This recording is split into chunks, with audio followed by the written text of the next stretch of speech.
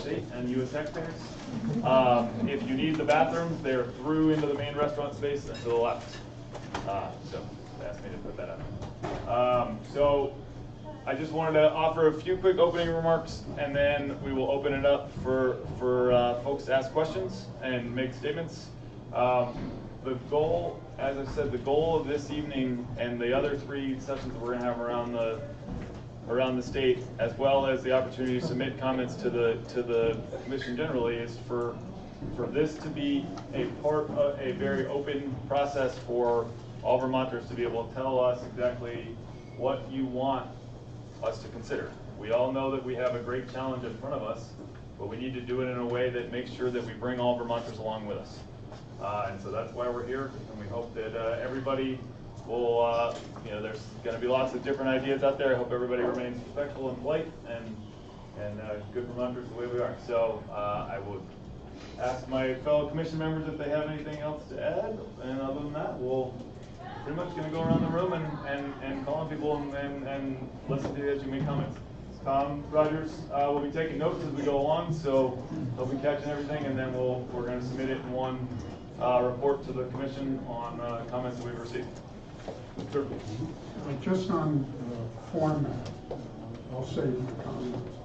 When I would recommend to the commission that when somebody does make a formal comment, that they introduce themselves, first and last names, and where they're a resident of. So the location, so you get a feel for, we're here in the Northeast Kingdom, say Johnsbury, for this area, but you get a feel for where the spokespeople are from. I think that sounds like a good plan. It'd be good to know where everybody's coming from. You guys, commissioners, introduce yourselves. Yes, let's have the commission introduce themselves. Peter Bourne, live in Morrisville, Bourne's Energy. We're in the oil, propane, and wood pellet biofuel business, and have been for about 70 years. Sorry, could you say again, sir? It's a little funny here over here. Okay. Peter Bourne from Bourne's Energy, family-owned business for about 70 years. We do biofuels, propane, and wood pellets. Thank you. I'm Harrison Bushnell. I'm the student representative. I'm a senior at U32 High School. Where do you live? I live in Middlesex, Vermont. Hi, I'm Michelle Boomhauer. I'm with the Vermont Agency of Transportation, where I serve as the Director of Policy Planning and Intermodal Development. I've been with the agency about 2.5 years, and prior to that I spent my career here in Vermont working in regional planning, and I live in Georgia. Anybody who wants to go first? I'll be glad to go first. Sure. I'm Paul Bruno from the town of Sutton. I'm the chair of the Planning Commission. I'm also a member of the board of directors of the NVDA and currently on the executive committee. And I came with some prepared remarks here today, commentary, copies of it you can have. I'll make some good suggestions for you. Thank you. So I'm just going to give a brief synopsis of these prepared remarks. And I'd like to say first off that I've been involved in sort of energy planning. If I turn around? Sure. I'm not quite sure who to face here, I'm sorry. I've been involved in our town plan, and I live immediately adjacent to the Sheffield Wind project. It's no secret that I'm not exactly adherent of that particular project because I have to live with it all the time. But I want to make more general remarks and just say that I think we here in the Northeast Kingdom are really in a great position. We ought to be proud of what we've already done in the area of renewable energy. We are net exporters of renewable energy just from the projects that we have here. That's not even counting the Connecticut River dams that we provide about half the water to. Supposedly they're belonging to New Hampshire. I don't know how they figured that, but anyway, we'd be glad to claim about 50% of that generation. And if we did, we'd have about 3 times the amount of energy that we consume, electric energy that is. Obviously the transportation energy and thermal energy to heat our homes and businesses is an addition to that. But I'd like to draw people's attention to the draft energy plan, which David Snedeker is going to go over a little bit more, that the NVDA has produced. It's full of great ideas, and it's got some good goals and strategies, and I think that we ought to recommend them to the commission. I know they're looking for some very specific things to go forward with to the governor when they produce their report, and I have two. At the bottom of this page, utilities that are served in the Northeast Kingdom need to work with our newly renamed Public Utility Commission to access more renewable baseload Canadian wind and hydropower. And the Sheffield Highgate export interface brings a lot of that power down to us currently. But there's an opportunity, I think, also with the Granite State Power Link that's planned to come down along the corridor where the DC power line comes down through Essex County and the southern part of Caledonia County. It would be great, despite the fact that that's a DC power line through the state of Vermont and therefore can't be accessed, to be able to access it at its southern terminus in Monroe, New Hampshire, where it's going to be switched back over to AC power. And at that point, we could access it and bring that power into the load centers here in the Northeast Kingdom, and hopefully be able to make that available to businesses at the low rates that the Canadian companies can provide it for. So the second recommendation I have essentially is for our neighbors in Chittenden County, and it's summarized on the back page here, which is a web site, and it's called the Champlain Wind Park. And it's a proposal for about 20 to 40 turbines, 5 megawatts or so in size, out in Lake Champlain. And it's immediately offshore of Burlington. It provides great benefits for the people in Chittenden County. It's near their electric usage load center, which of course is Burlington. The transmission grid is not constrained in that particular area, and it would visibly meet the environmental aspirations of Chittenden County residents. That's the most important thing, I think. But it's also got a great wind resource blowing across the lake, and by the way, because it's under state waters, it avoids the whole private property problem. And so I think it's a great opportunity for Burlington Electric or for some private investor down in Burlington. And I'd like to propose that we begin a petition drive here in the Northeast Kingdom to muster support for this project in Chittenden County.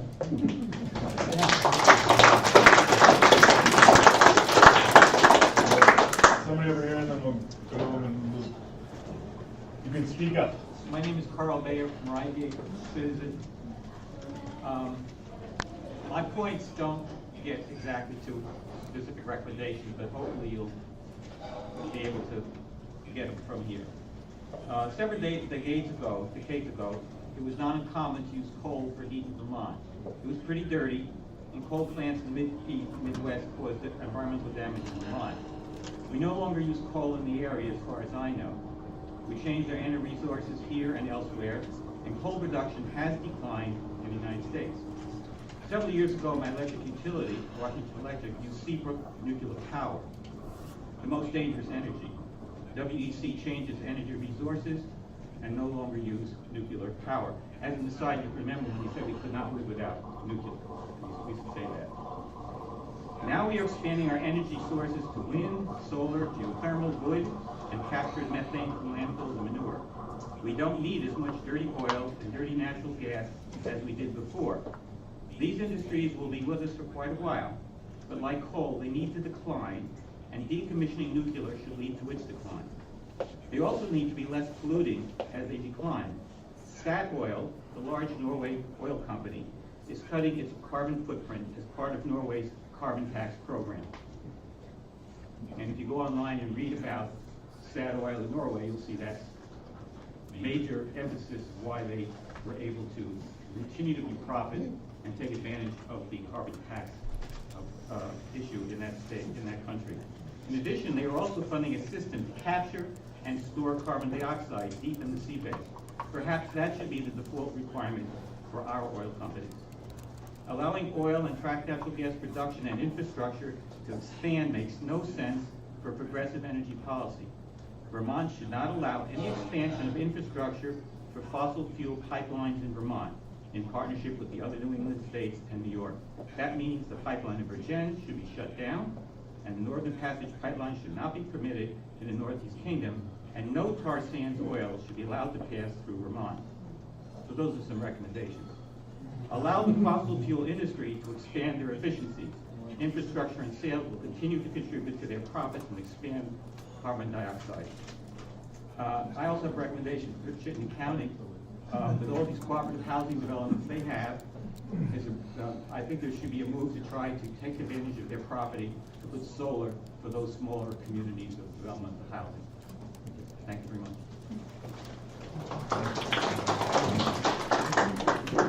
Want to come up here and My name's Casey Whiteley. I currently live in Montpelier. I lived in East Charleston, Vermont for over 20 years. I want to thank the climate commissioners who are here for being here, and also voice my disappointment that out of 20 or so members of this commission that you guys are the only ones who showed up. So our headlines last week were all about Hurricane Harvey and the Houston deluge that affected over 6 million people. Then Hurricane Irma flattened entire Caribbean islands on its way to Florida, leaving those islands in chaos without shelter, food, or water. Meanwhile, monsoon floods have devastated coastal areas in India, Nepal, and Bangladesh, upheaving the lives of 40 million people, leaving over 1,200 people dead. In Mexico, a massive earthquake left over 2.5 million people in need of assistance, with at least 100 people dead. Out west, we have raging forest fires consuming huge areas in Montana, Oregon, Washington, California, Arizona, New Mexico, Colorado, and Idaho. San Francisco this summer beat its all-time hottest temperature by a whopping 3 degrees. Heat in the upper Midwest wheat belt caused what has been called a flash drought, which is high temperatures that cause evaporation so that the leaves of grain actually die on the stalk. Each of the past 3 years has broken the previous global record for hottest temperatures. And all of this happened in 1 week. I mean, really. I understand personally why people despair and want to bury their heads in the sand and just take care of their own and hope they aren't in the path of whatever the next disaster is. And there are also lots of people who are stepping up to help their neighbors and generously share whatever they have. And it's heartening to see that. But what is sustainable, and what are we as a caring community of Vermonters and you as appointed commissioners going to do? One thing we know we have to do is prepare for the impacts of climate change, climate chaos as some people call it, and mitigate the blow when, for example, maybe a monster storm inevitably affects us here. It could also be a disaster like a pipeline spill or a train derailment of cars carrying tar sands oil along the shores of Lake Champlain. We don't expect these events, but we should. There were 2,056 pipeline accidents reported by pipeline operators to the U.S. Department of Transportation just from 2014 to 2016. So if it's the pipeline operators that are reporting it, my guess is that there are more spills than that. That's an average of 635 spills a year. And it's really a matter, it's less a matter of whether a pipeline will spill than when it will spill. So I want to echo Carl's recommendation that we desist with having any new fossil fuel infrastructure that will carry hazardous materials through our state. Vermont has very laudable renewable energy goals, 90% by 2050, but we don't have a plan to get there. The Public Utility Commission has basically taken wind off the table as a renewable option, and I know that that's a very sensitive issue here in the Northeast Kingdom, and I understand that, but I think there are options that we're not looking into.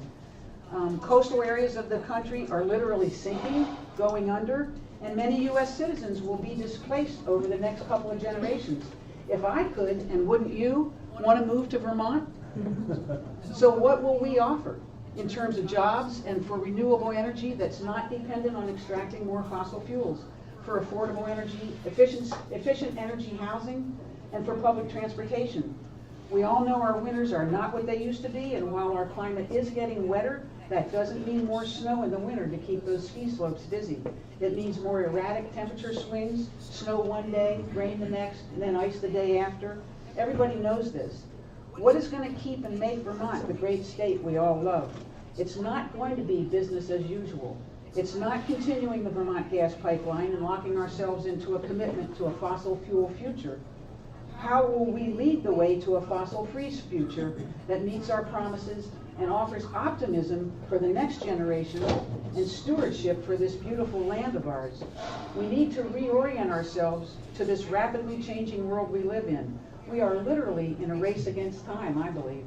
I ask you all to open your hearts and minds to the creativity, the ideas, and the sense of community that we enjoy here and help steer Vermont in the right direction. And I just want to end with a quote I saw today from C.S. Lewis, which says, "You can't go back and change the beginning, but you can start where you are and change the ending." Can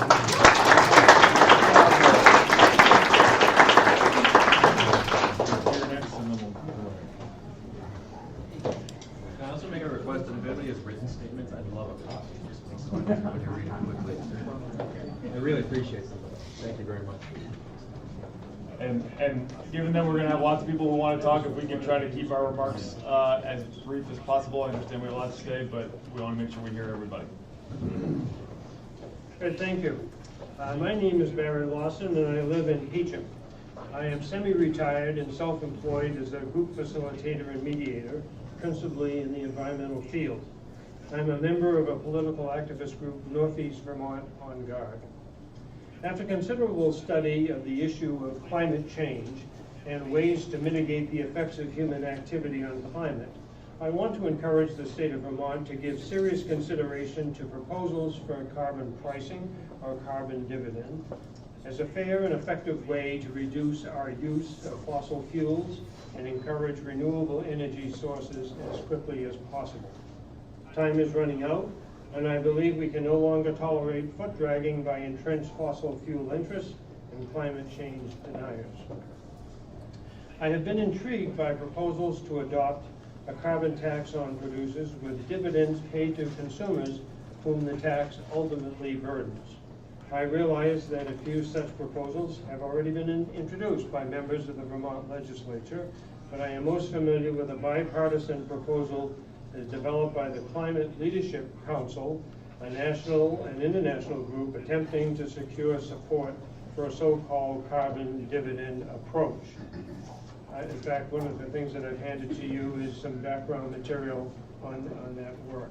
This has been done by, it's called a conservative approach.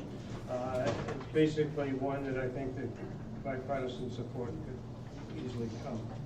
I believe that the imposition of regulations, while sound in principle, is less acceptable to many people than a direct tax on the production of carbon dioxide. Further analysis is warranted on the following points. 1, how such an approach can be implemented cost effectively in an individual state. It stands to reason that a regional, if not national, approach is more likely to be effective. Vermont is on record for working with other states in the Northeast, and this work should continue. 2, returning the tax that is collected from carbon dioxide producers to consumers as a form of a dividend is sounder than a system that would spend tax revenue in some other sector, for instance, education and social services. Not that these sectors could not use the money, but I think the basic premise of returning the dividend to those who ultimately shoulder the burden of higher costs is a major strength of this proposal. Fossil fuel producers will pass along much, if not all, of the tax to end users. The Climate Leadership Council is promoting the carbon tax and dividend approach internationally. I refer the Climate Action Commission to the Council's website and Facebook page for further information. Thank you for this opportunity. I urge serious consideration of this creative and bipartisan proposal to effectively reduce our deep dependence on fossil fuels and encourage economic development in renewables without burdensome regulations. Thank you.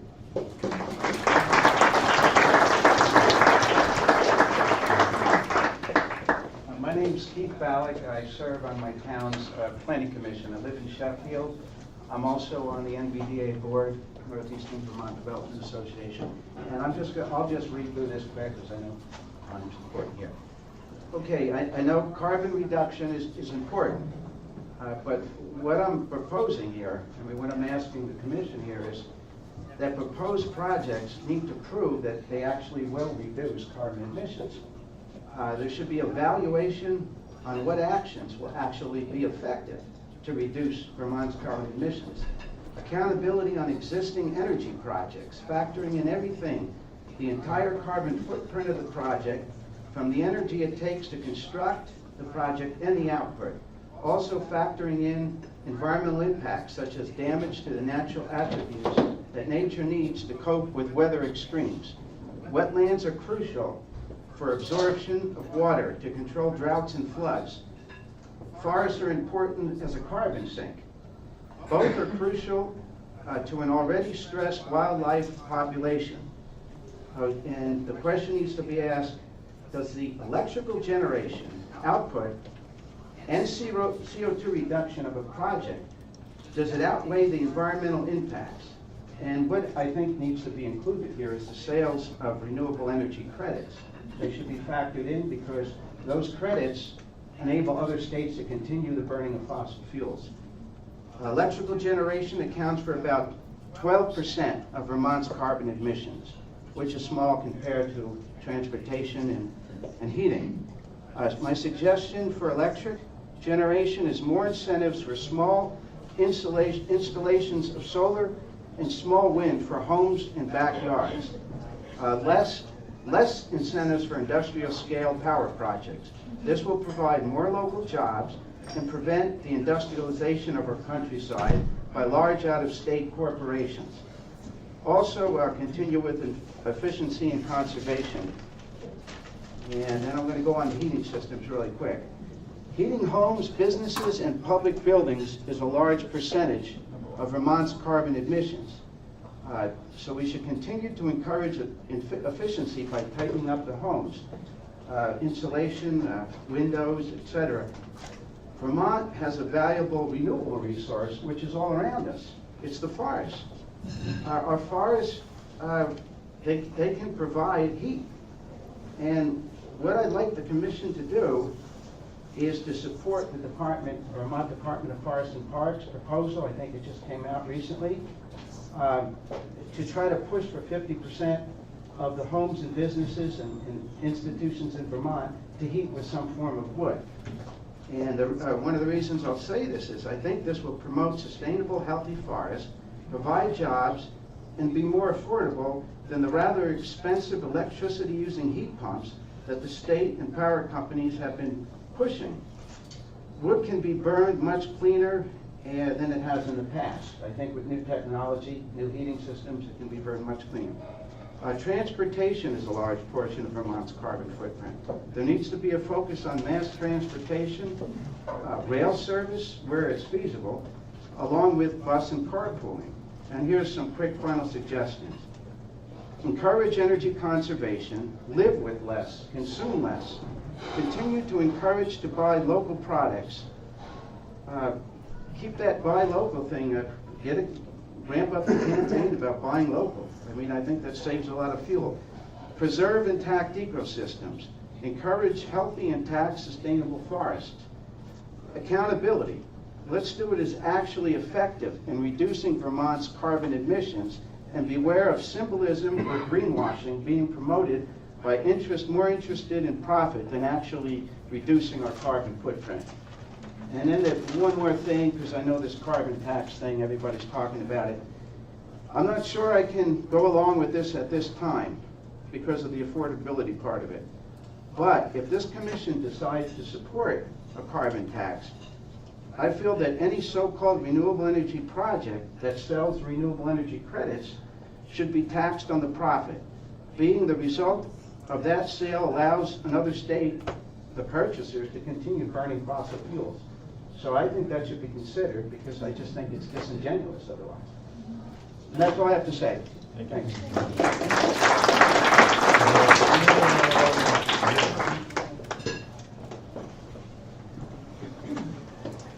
My name is Arthur Trezise, and I come from almost a non-town called Faison on Route 17. We don't have a town center. I'm alarmed, and I drove over from Faison because I think that we see so much talk about the problem of climate change. Even Christine Todd, what was her last name? Governor of New Jersey. Whitman, yes, came out just the other day saying that she could never be accused of being a liberal, but she thinks that what they're doing in Washington now with this red task force is absolutely an outright confusion tactic for the public, just to confuse them so they won't think that the climate change is happening. And I vote the way I think I should morally, and I don't vote for many of the Democratic platform items, and I did vote for some of Governor Scott because I think that he is a very well-balanced person, obviously because he won in Vermont. But I think that we need to look at getting action on this carbon tax with the possibility of benefits going to the lower income people afterwards. For example, there could easily be a dividend paid to them for the purchase of a hybrid or a completely electric car. And oddly enough, in these days, with the Bolt coming out by Chevrolet and the 30 model by Tesla, the people who had the vision to buy those kinds of cars earlier are turning them in now for the later models. And oddly enough, the resale market for these hybrid cars or all-electric cars is lower than conventional cars. So it hasn't really filtered down to people that they could buy used a Mitsubishi Leaf or a Toyota car for a lower price than a regular gas car. So if these carbon taxes were turned back to lower people for that purpose or for insulating their homes, it would be a win-win situation because we would reduce the fossil fuel pollution, and we would also help people who cannot afford. One friend said to me one day, "Oh, but the Vermonters all want to buy pickup trucks." Well, a pickup truck is not cheap, and you can buy a used electrical car, and you might adapt to it. The other factor is, I think that the Vermont legislature is, I think, very, very attuned to our interests. But the legislature of both the Democratic representatives in Congress and the Republican, by and large, the establishment Democrats and Republicans, you just can't vote them to vote against the corporate interests because they otherwise can't get reelected. So I think we have to be very firm in trying to get results. And I think that we should put through a carbon tax, and face it, Vermonters are smart. They're not dumb. They will go with the carbon tax if it can be possible for them to contribute to the environment. Thank you.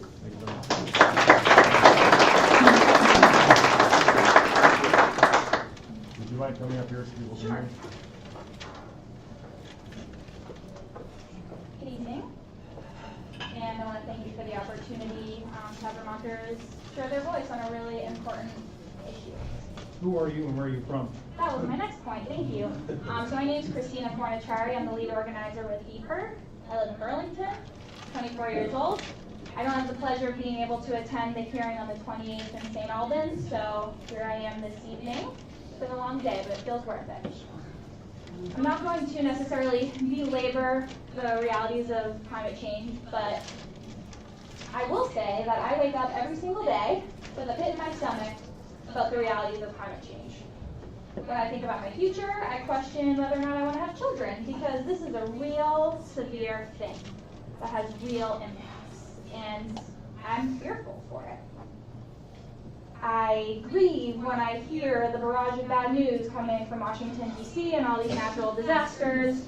I don't want to take up my time talking about that, but I think it's important to note that as someone who engages on these issues professionally, full time, I am overwhelmed by the magnitude of this challenge. It's the #1 issue of our time, I think, and if we have the courage to address global climate change, we have the courage to address a lot of the issues that we face as a society, both here in Vermont and on a larger scale. But like any big problem, when you start with what you personally can do and what you personally have an impact on, the problems become a lot easier to chew on. In Vermont, we have a lot of work that we can do and should be doing because our emissions, we've been nibbling around the edges for a good amount of time with well-intended policies and attempts, but our emissions are up since the 1990 levels, and that's a real thing. So, I urge you, commissioners, to make recommendations that aren't nibbling around the edges, but rather are speaking to the root of the problem and are commensurate with the challenge that we're facing here. We need to be bold, we need to be creative, we need to have courage, absolutely, and we need leadership. And tackling the root of the problem is carbon emissions. Carbon emissions are destabilizing our environment. They have a real impact on what we're seeing here on the ground in our communities in Vermont and across the globe. So when I heard the goals of these hearings about bringing all Vermonters along and boosting our economy, I mean, I work for the campaign to put a price on carbon pollution, and this seems more relevant than ever. So if I can urge you to do anything, carbon pricing should be the #1 policy that you recommend to Governor Scott to pursue.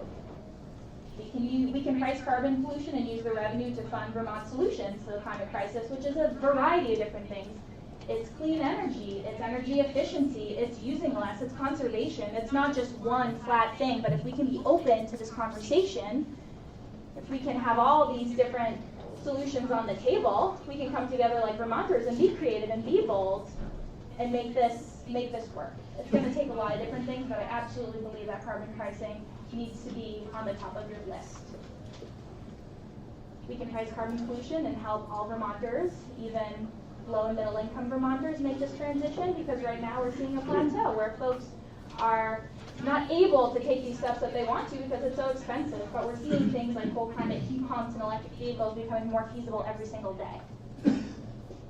And the last thing I'll say is we really should nurture the part of our economy that's actually doing really well when we have 1 in 17 Vermonters who are employed in the clean energy industry. So Vermont's small. We're not going to tackle global climate change on our own. But let's be clear and let's be honest that we have contributed to the problem. We all have a role to play in the problem and in the solutions. And I feel that we need to do our part in order to make the world a livable place. And we have a lot to share here in Vermont. So I encourage you all to, again, bring an open heart and an open mind, and first and foremost, consider carbon pricing in your recommendations to the governor. And thanks for your time.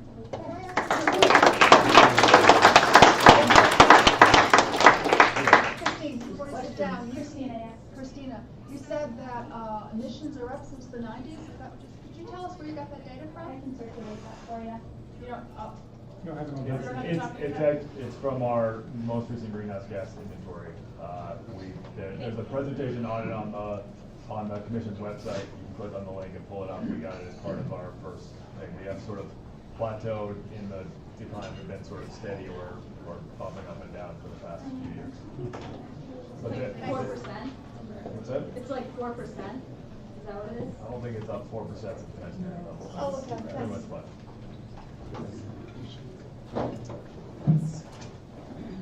I don't have prepared remarks. My name is Grace Gershuni. I live in Barnet. I've lived in the Northeast Kingdom for 40-odd years. And I spent most of the day writing about compost, so I didn't have time to write anything for you. I have come primarily to represent a newly formed organization called the Vermont Healthy Soils Coalition. and you will probably hear from other members of that coalition. And I'm going to talk a little bit more about some other aspects of climate change and what we can do to mitigate and begin to actually reverse climate change through soil carbon sequestration. And that is a very important thing. I'm certainly supportive of all of the alternative energy proposals, the carbon tax, bring it on. We can use some of that fund to support farmers to draw carbon out of the atmosphere and put it in the soil through the miracle of photosynthesis. And a lot of farmers are doing that now, and more farmers are doing that now. And incidentally, it'll also help clean up the lake and a few other benefits, reduce toxic pollution of all kinds. So my kick has been for a long time, I mean, I'm an organic farming advocate and have been all of my adult life, and have been a market gardener here, selling at the farmers market in St. Johnsbury. And it seems to me that there's more and more recognition. I mean, at the Paris Climate Agreement, there was a whole piece on agriculture and using agriculture to draw down carbon. And we have a huge resource in Vermont, which is, we have probably the largest per capita concentration of organic farmers in the country. And we can do even better. And some of that, I went to the hearings on water quality a couple of months ago and suggested that I had an idea about how we could both clean up the lake and improve our energy profile. And that one of those ideas is to tax nitrogen fertilizer and use the revenue to subsidize community composting. And as everybody knows, we have to remove organics from our landfills, and people who are composting as a business are having a hard time surviving on selling the compost because it's more expensive for the amount of nitrogen you get than what they can buy in a bag. Well, that bag of nitrogen is extremely costly in terms of energy. And not only is it costly in terms of energy, but the greenhouse gas that's released when you spread soluble nitrate on your fields is 310 times as potent a greenhouse force as carbon dioxide. The nitrous oxide that is released from synthetic nitrogen spreading is 310 times the greenhouse force of carbon dioxide. So the sooner we can stop manufacturing and dispersing nitrate fertilizer, the better off we'll be in terms of reducing climate chaos. So I could go on. I'm sure there will be some very hefty recommendations on the subject produced by the coalition, probably some other farm groups like NOFA.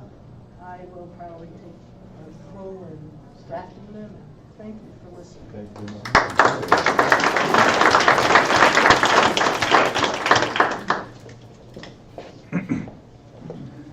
So my name is Patrick Flood. I live in Woodbury, which is not part of the kingdom, geographically over near Hardwick, but we feel spiritually.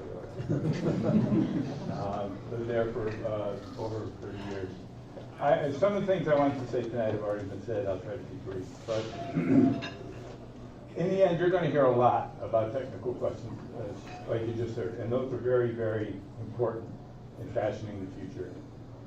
But I still, and I've been participating in these discussions for well over a decade, I still don't get a sense of urgency from the people who are responsible for making the decisions.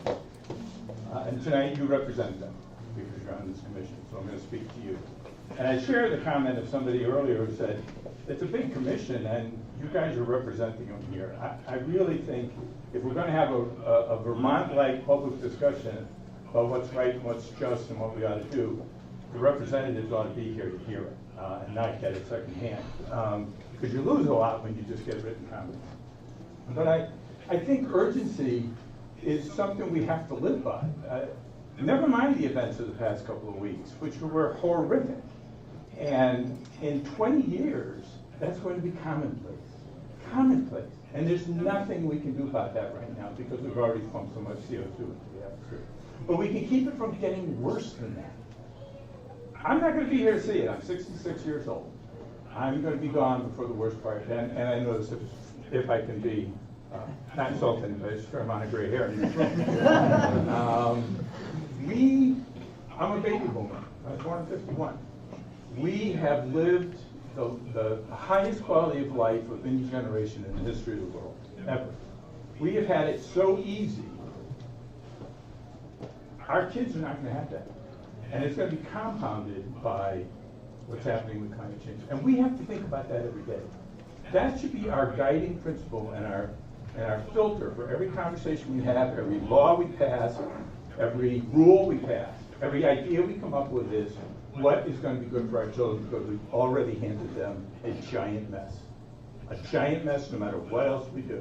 My son's here somewhere tonight. It drives me crazy to think what we have done and we have not fixed it. So urgency is incredibly important. The other thing I think we don't talk enough about is conservation and efficiency. It costs less. It's extremely less controversial than a wind turbine, for example, or a nuclear power plant, or even solar. We can do it. We should be doing that first. We should be conserving every iota of carbon that we can. We're not. We have not kept our promises for decades on weatherization and those programs. So I know somebody earlier spoke to this. You did. I would say if you take nothing else out of this whole conversation, let us at least reduce our use. We are not going to build enough turbines and solar panels to solve this problem. We have got to reduce what we use. And so I'll just finish up by saying we need to do it with this sense of urgency all the time. That our children are going to look back at us and say, what did you do? You were in charge. You had the opportunity. What did you do? And what have you left me with?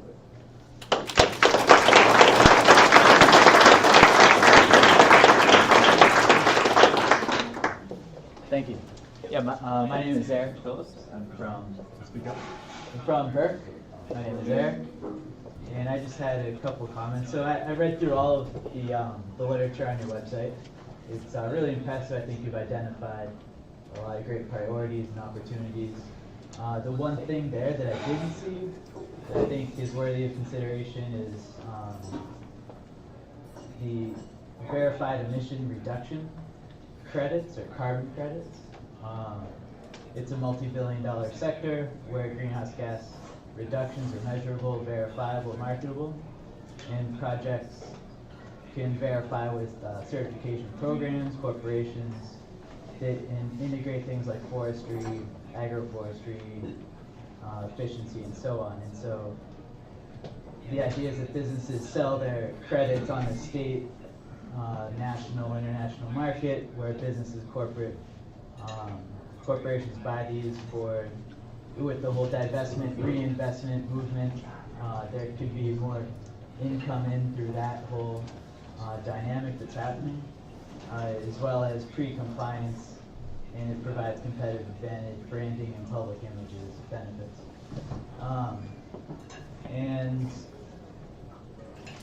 yeah, the only other comment I think, so your commission has identified transportation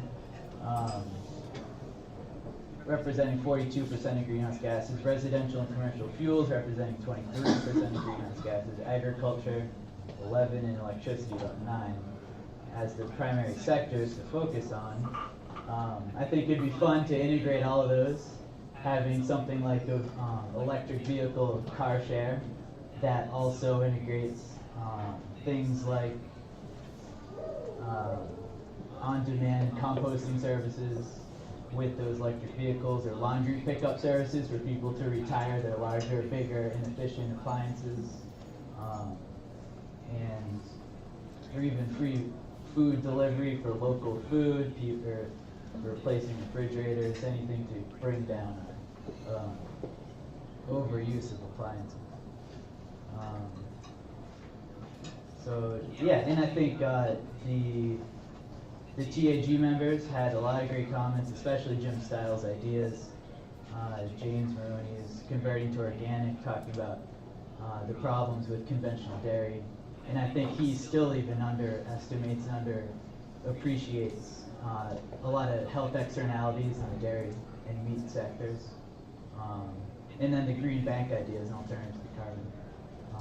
If you're willing to share your written comments, I'm sure Tom would Yeah, appreciate yeah, those. yeah. So thank you. Appreciate it. Thank you. Good luck.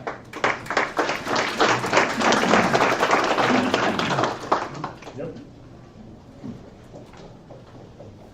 I swore I wasn't going to make a statement tonight. Having been to who are you and where are you from? many ones, my name is Kitty Freed. I'm from Newark. I'm a 3-decade plus planner, both on the regional level and from my town. Louder. I couldn't hear you. First thing I'd like to do is thank the group for being here tonight. I recognize that you weren't going to have 20 people sitting here, and I don't fault you for that. I'm glad there's 4 of you here. I heard a couple of things that I think are incorrect, and I'd like to straighten out a little bit. One is I heard a comment that our PUC has taken wind off of the table. And I'd like to see the proof of that. I think and I personally, and our town, and 3 other towns here in the Northeast Kingdom are still suffering from the Seneca Mountain Wind failed project, which was an absolute absurd project. And we're still suffering with investors suing the town, although the project is not feasible. I think that the change we see now with the PUC is that the developers for wind and large solar, industrial size projects, they're being held to the letter of the law. Okay, and I can recite Act 246 and 248 to anyone who would like to hear it in this room. Okay, but our developers, Mr. Blittersdorf LLC, and what's happening in Swanton right now, they're not getting permits. In the past, they were given a pass. Okay, now they're being made to follow the laws that we had to follow. Okay, that's one thing. And then for Sir from 350 Vermont, I agree with you about the urgency issue. But I would also, I think one of the explanations for that is what we're doing in the state right now with these industrial-sized programs, destroying small towns, okay, is having a real negative effect on how people are contributing and participating in the global climate issue. And I think that if we're a small state, we have big ideas, we're going to put in 200 miles of 400 plus 500-foot towers. We're going to put in 10-acre fields of solar. Now we're going to have a huge carbon tax program. We're a small state. If we want to have an impact, in my view, okay, on global warming, we need to work as a united group. And that means community-based, individual-based, united throughout Vermont, not just in sections of Vermont. And I would like to, because we have somebody, a transportation expert here, the hundreds of millions of dollars that we're going to spend in the next 20 years on the low purchase of the low electricity in Sheffield and our industrial solar, and the millions of dollars that we spend in litigation, okay, and permitting and in the courts, if we can divert some of that money to things like transportation, let's make the hybrid cars, which are, you know, true technology, refined technology, can have a huge impact on our carbon. Let's make them affordable. Okay, let's look at affordable insulation. You know, all modular homes, all our old houses stuff. I mean, we're spending millions of dollars every year in litigation. You know, I'd rather see that in incentives for people to afford new technology transportation. I guess that's it.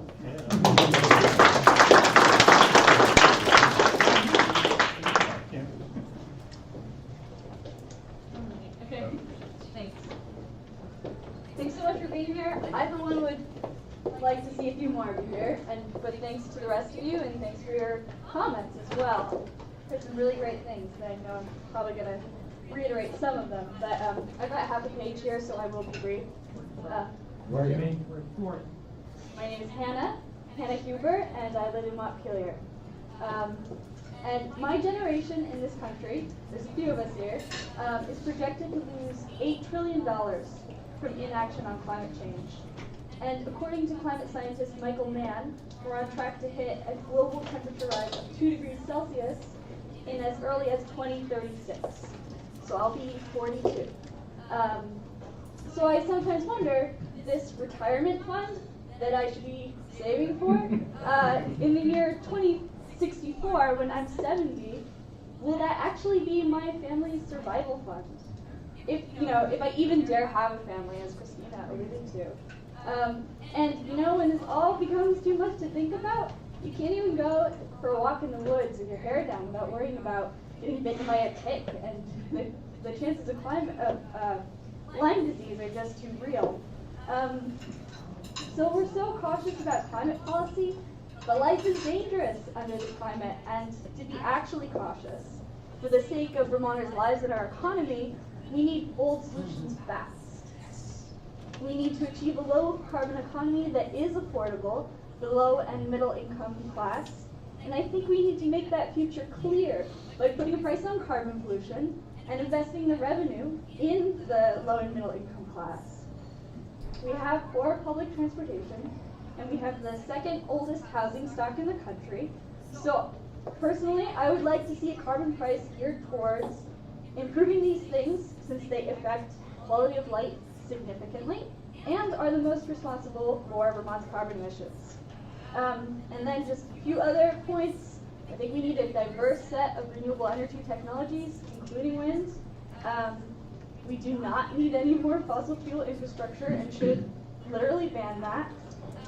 And we also need a policy to support regenerative agriculture and bring the carbon we put in the atmosphere back into the soil, and that will also help our economy and our legacy as a state. So thank you so much, and I look forward to hearing more.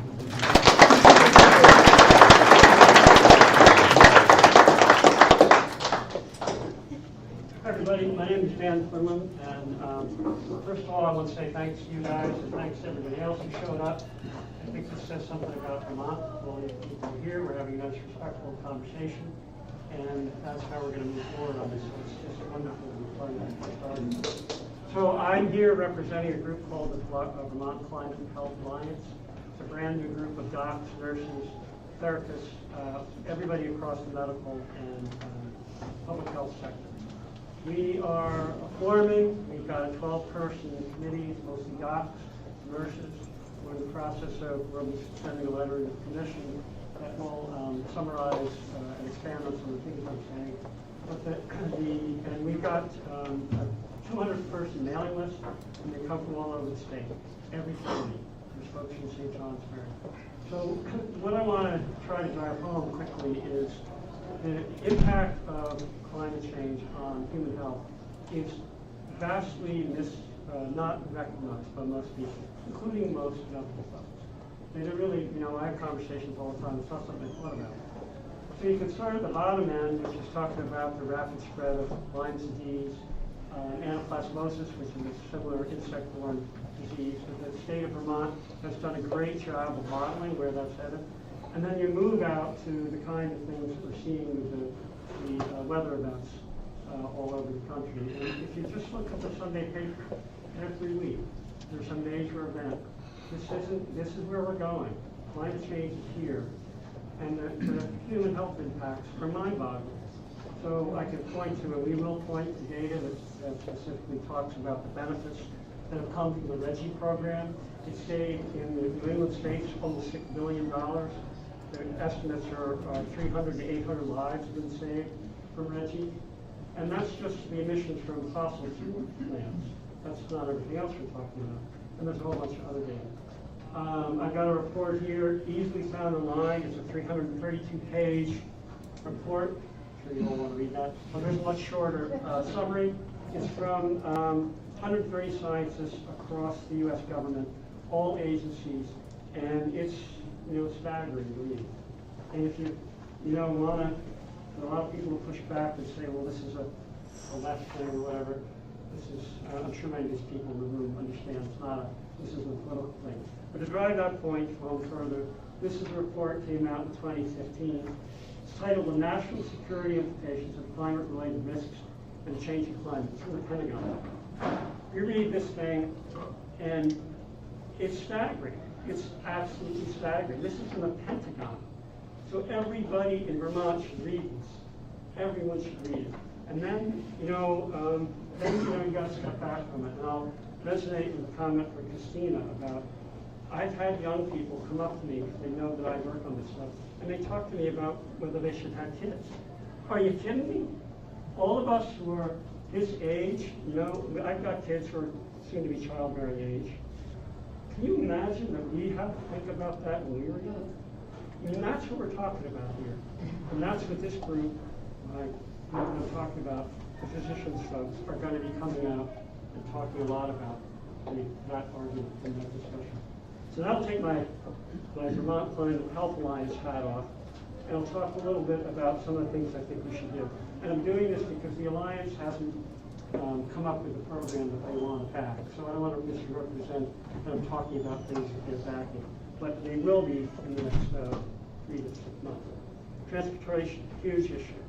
I live in Burlington. I walk around and I compare it to like Amsterdam. You see bikes all over the place. How come there aren't a lot of bikes in Burlington and Rutland? We're a state that believes in, where a lot of people are very active. So why isn't that happening? So there's some opportunities there. I work across the hall from a woman who runs a program called Jump, which helps low-income folks. She and I had this great conversation about the transportation challenges for low-income folks. And there's a lot of cross-fertilization here that can happen to help them.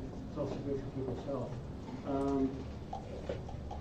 So that's one thing. I'm a firm believer in the carbon pricing thing. I think it's a carrot and stick thing. It's just human nature. But what we have to be very careful about, a number of people have brought this up, it has to be equitable. And that can be done, but it's not easy to do. And one of the challenges for the Commission is to bring together a group of people who will look at this carefully and come up with different options. It's a tough thing. It's not a simple thing to implement, but it's that's what changes behavior. That's what's, the way part of it works.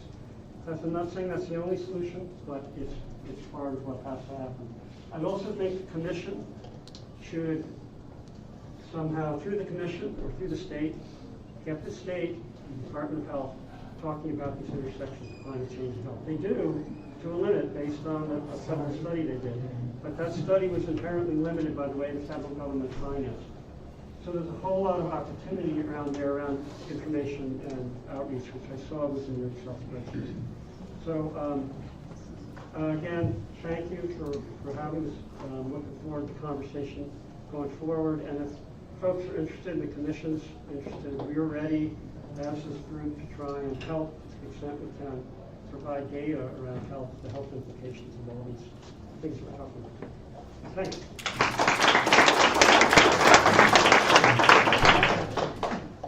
Hi, my name is Dave Snedeker. I'm the director of the Northeastern Vermont Development Association, NVDA. We're the regional planning commission for the Northeast Kingdom.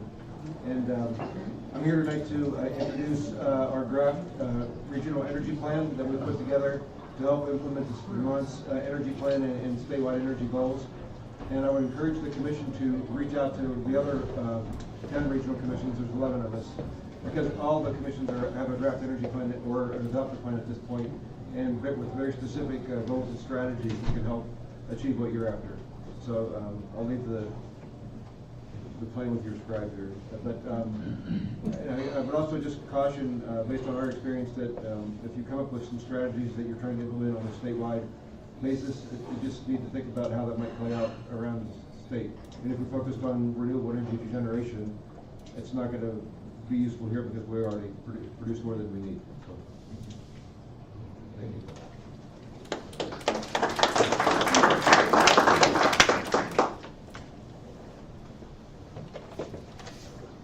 I'm Mark Whitworth. I live in Newark. I'm on the Planning Commission in my town. I'm also on the Board of Directors of the NVDA that Dave just talked about.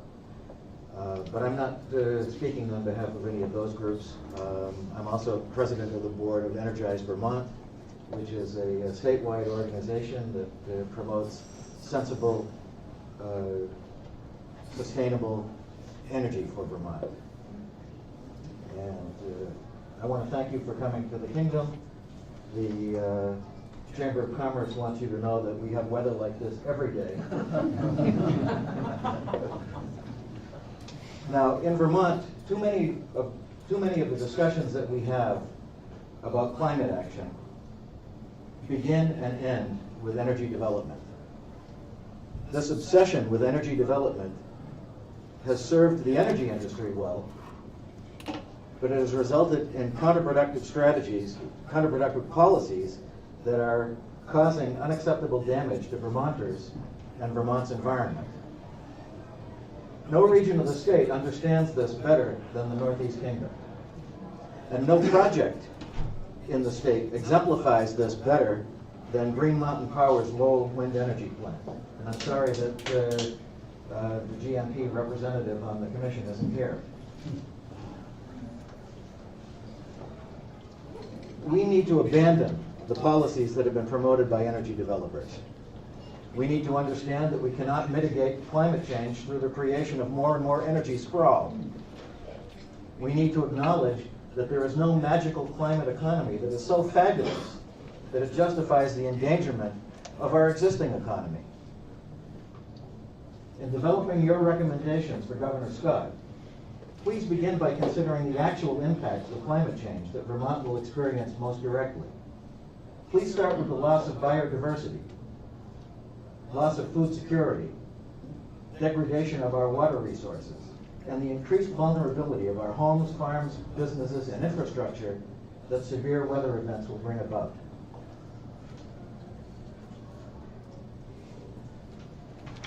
GMP says that its Lowell plant saves the emission of 74,000 tons of carbon dioxide per year. Sound like a lot? That's the amount of carbon emitted by Metro New York City traffic in less than half a day. If those turbines operate for the 20 years that they've been promised, they'll have saved less than 2 weeks worth of New York City traffic emissions. In exchange, Kingdom Community Wind has created deep divisions in our community. Those divisions persist to this day. I know that GMP and industry lobbyists will cite the votes that Lowell conducted and held in support of that project. But let them hold a vote in neighboring Albany. In Albany, where the residents live in the shadow of the turbines and suffer more of the impacts. Ask them to explain the 2013 vote in neighboring Eden, where 59% of the voters voted against a wind project.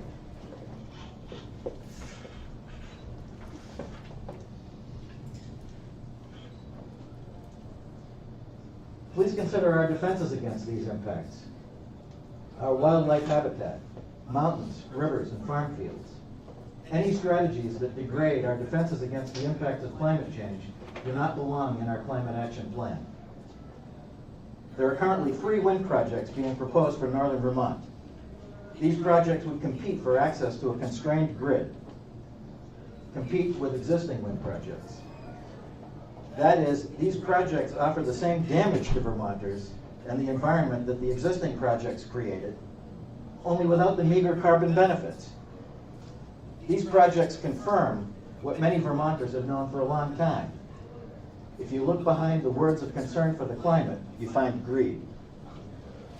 This commission should recommend that such projects be rejected out of hand in favor of genuine community projects.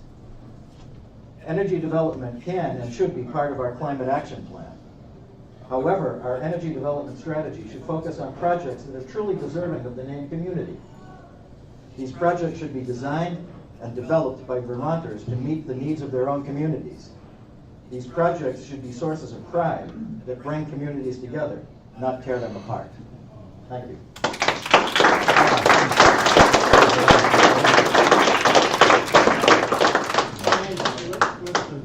I'm from the Village of Orleans. Full disclosure, I work with Heathford. I'm the data manager there. Sorry, could you repeat your name? Liston Tatum. When I first saw the wind towers on Sheffield Heights, I thought they were ugly. Over time, I have come to view them as symbols of hope. I think they are exquisitely beautiful. I have children and grandchildren, and I think that anything that we do to slow any form of progress on renewable energy directly threatens the lives of my children and my grandchildren. I did think about having children. I am also 66. I considered it very seriously because it looked to me like the country was going to hell at that point. I'm glad that I have my children and my grandchildren, but I think that they're looking at an absolutely horrible future. And I think that, as the Pope said, anyone that resists, any denier of the situation, the absolute critical urgency of the situation that we find ourselves in now, is going to be looked on badly in history. They're going to be judged for what they did. And I think anyone that has not seen these things up close needs to meet at Sheffield, go straight through Barton, right on up the road. On September 30th, the folks I work with are hosting a tour of the Sheffield wind farm. I think you need to go and look at them close up and see what we're really talking about. I do every day. Good. Do you like them? No, I'm 2,000. Well, I'll trade houses with you. If you live on a road where my wife can get to work, I'm dead serious. Come on, talk to me.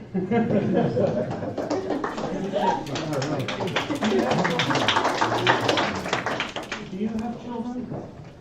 Of course I have children. Are you worried about their future? No, I'm not worried about their future. We have a speaker. We'll let the next speaker speak, please. My name is Stephen Warwick. I live in Walden, where I've been off the grid for the last 20 years. And I know I'm going to be a bit of an outlier here, but I was driven to make this comment by a statement that Peter Walk made in the press release. announcing the listening tour, where you said that Vermont's response to climate change presents a tremendous opportunity to continue growing the state's economy while protecting the environment and improving quality of life. The idea of growing the economy is one of those boilerplate sentiments that everyone is supposed to get behind, and I imagine everyone in this room is behind. It's so unquestioned that it's embraced by every national political leader I'm aware of and by all three Vermont political parties.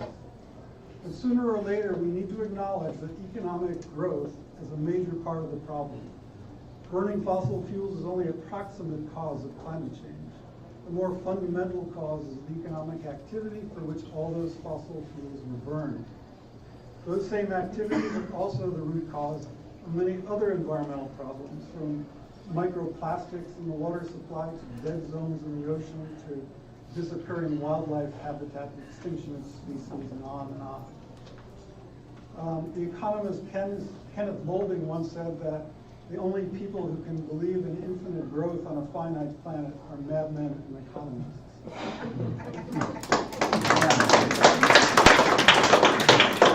And I'd like to discourage you from joining that club.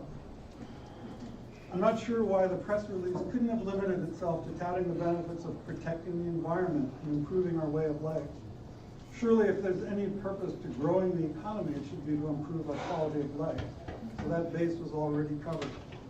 And I might add that there's plenty of evidence to suggest that economic growth past the point of meeting basic needs actually erodes our quality of life. One problem with having economic growth as a policy goal alongside mitigating climate change is that it skews the options before us. Clear-cutting forested land for solar panels and blasting ridgelines for wind turbines would arguably add to economic growth, and they're therefore seen as viable options. Deep cuts and needless consumption might actually do more to limit emissions, both here and where those consumables are produced, but that option isn't even on the table because of the presumed damage to the economy.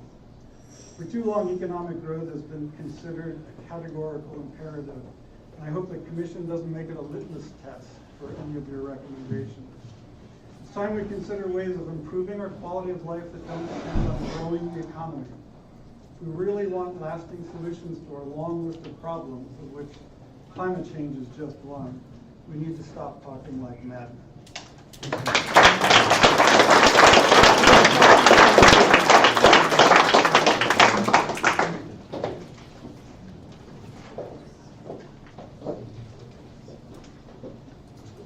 Hi, I'm Shana Casper. I'm from Montpelier. I wasn't preparing to speak today. Sorry, I wasn't prepared. But I'm the Vermont State Director with Toxics Action Center. We work side by side with community groups that are facing pollution threats in their neighborhoods. And through this work, I've met parents in Massachusetts who live under coal plants smokestacks, whose job it is to hold all of the kids on their soccer teams, their asthma inhalers as they have at their game. And then kids in Connecticut, where 60% of the community group has been hospitalized for respiratory illnesses.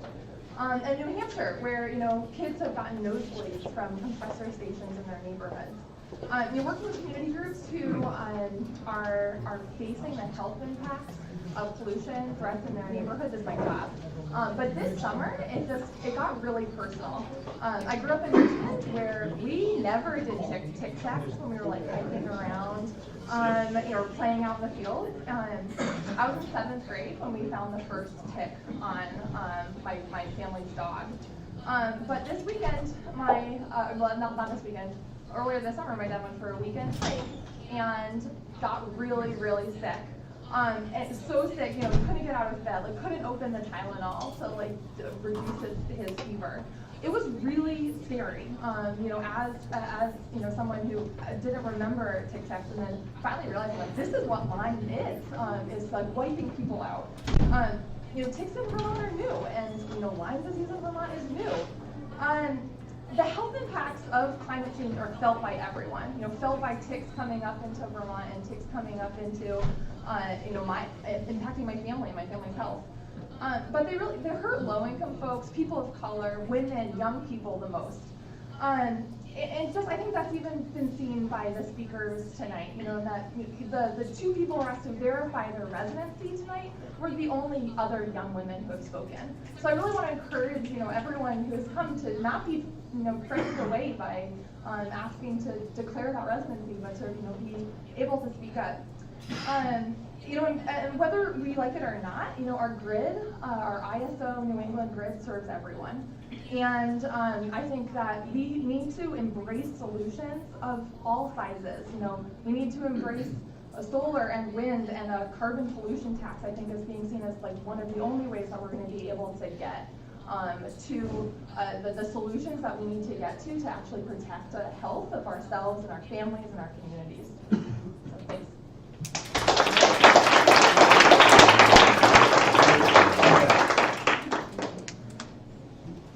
Hello, my name is Daniel Brown. I'm originally from Castleton, Vermont. I'd like to thank the commissioners and all you folks here. In one way or another, we all care about the climate. You know, we've seen Hurricane Harvey and Irma devastating, you know, actually devastating towns in Florida. You know, this is a problem that is real. It exists.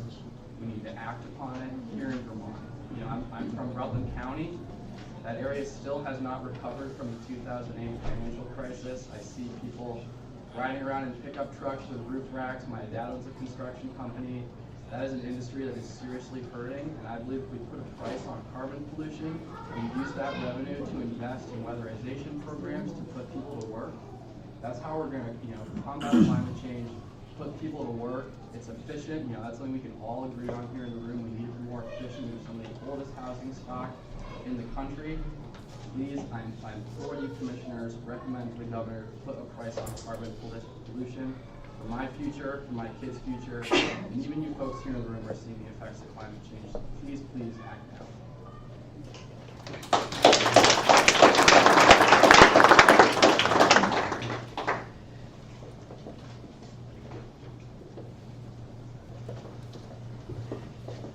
Good evening. My name is Barry Cade. I live in Montgomery. Been there for 40 years, last dozen or so on the Planning Commission. When I first came to Vermont, or all of the time that I've been in Vermont, northern Franklin County, the landscape has been dominated by the dairy industry. As an organic gardener, I used to enjoy the smell of manure, but it's changed. Not my nose, the smell has changed, the quality of the manure, and the amount that's being generated since the farms became, instead of farms, what is now called large farms or CAFOs, or I just call them manure factories. The manure, the milk gets shipped out, but the manure gets spread on the field, and it's thicker than ever, spread 3-4 times during the summer, not just once or twice. And you cannot drive on Route 118 or Route 105 in northern Franklin County without your eyes burning and just feeling sick from the smell. And that manure is recognized as a major source of pollution for the lake and also for all of the surface water in Vermont.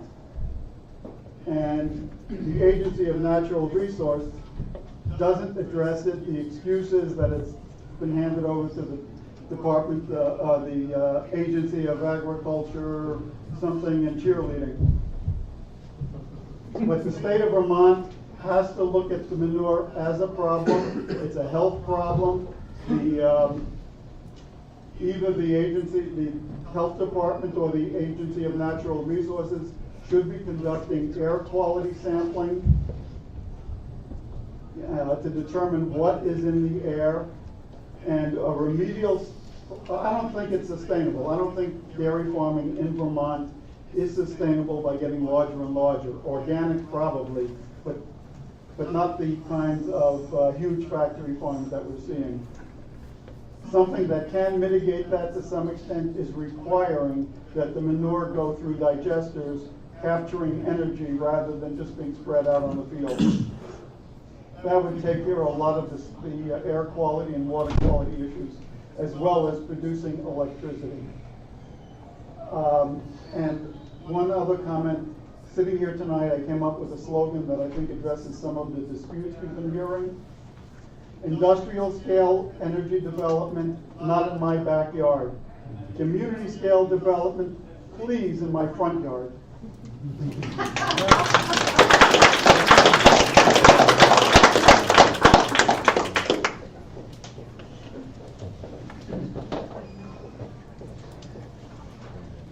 My name is Rick Barstow. I live in the little village of Adamant, and I didn't prepare anything, but I see several themes here developing that I want to address and reiterate some. First is the urgency.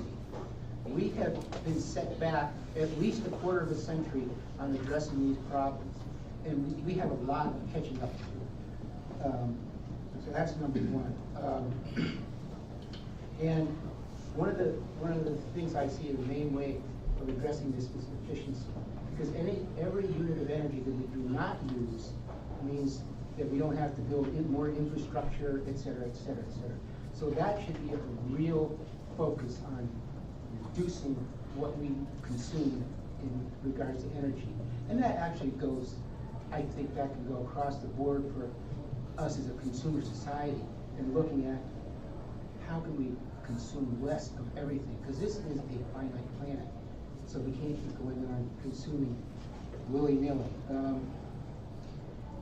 That also brings up, there seems to be a discrepancy on, oh, let's just build wind and solar, right, any scale is good. I think it needs to be appropriate sized.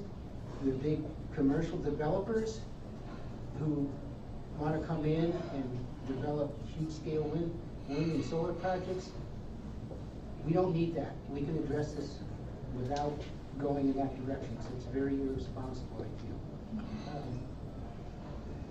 The other thing that I see as important is if we stop putting any CO2 in the atmosphere today, zero more, we are still going, we have set things in motion that are going to keep us warming as a planet. We need to look at ways that we can draw carbon back down out of the atmosphere with responsible agriculture.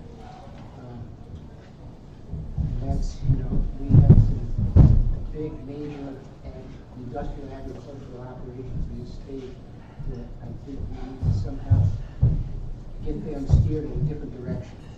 And I guess finally, what I'd like to do, as someone that was born right after World War II, on your first year of the baby boom generation, I think what we're confronted with here is something on a scale, even bigger scale, than what this country had to do to work on World War II, to come together as a country to tackle the problem of Nazism taking over this world. And what the scale of the problem we have in dealing with carbon in the atmosphere and the warming planet is a global problem. And Vermont has proved itself to be a leader in many ways. And I think we need to lead. As small as we are, we can start to do this, because we need to get this whole planet working together to address this situation.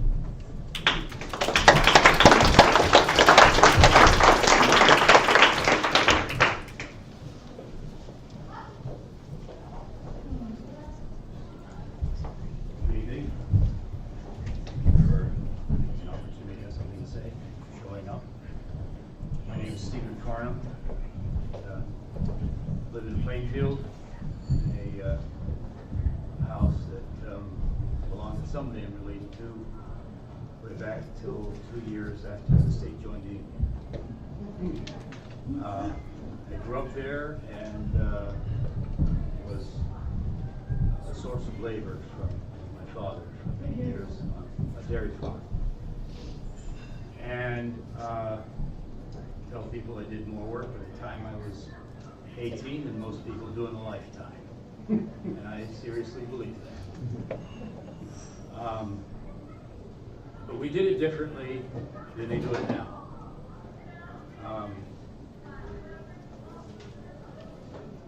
Everything that was fed to our animals came from fields. We we could drive to within a couple of minutes with a tractor. And when the manure left the barn, went back to fields, that we could drive to within 2 or 3 minutes with a farm tractor. And it didn't smell like that stuff you were talking about either.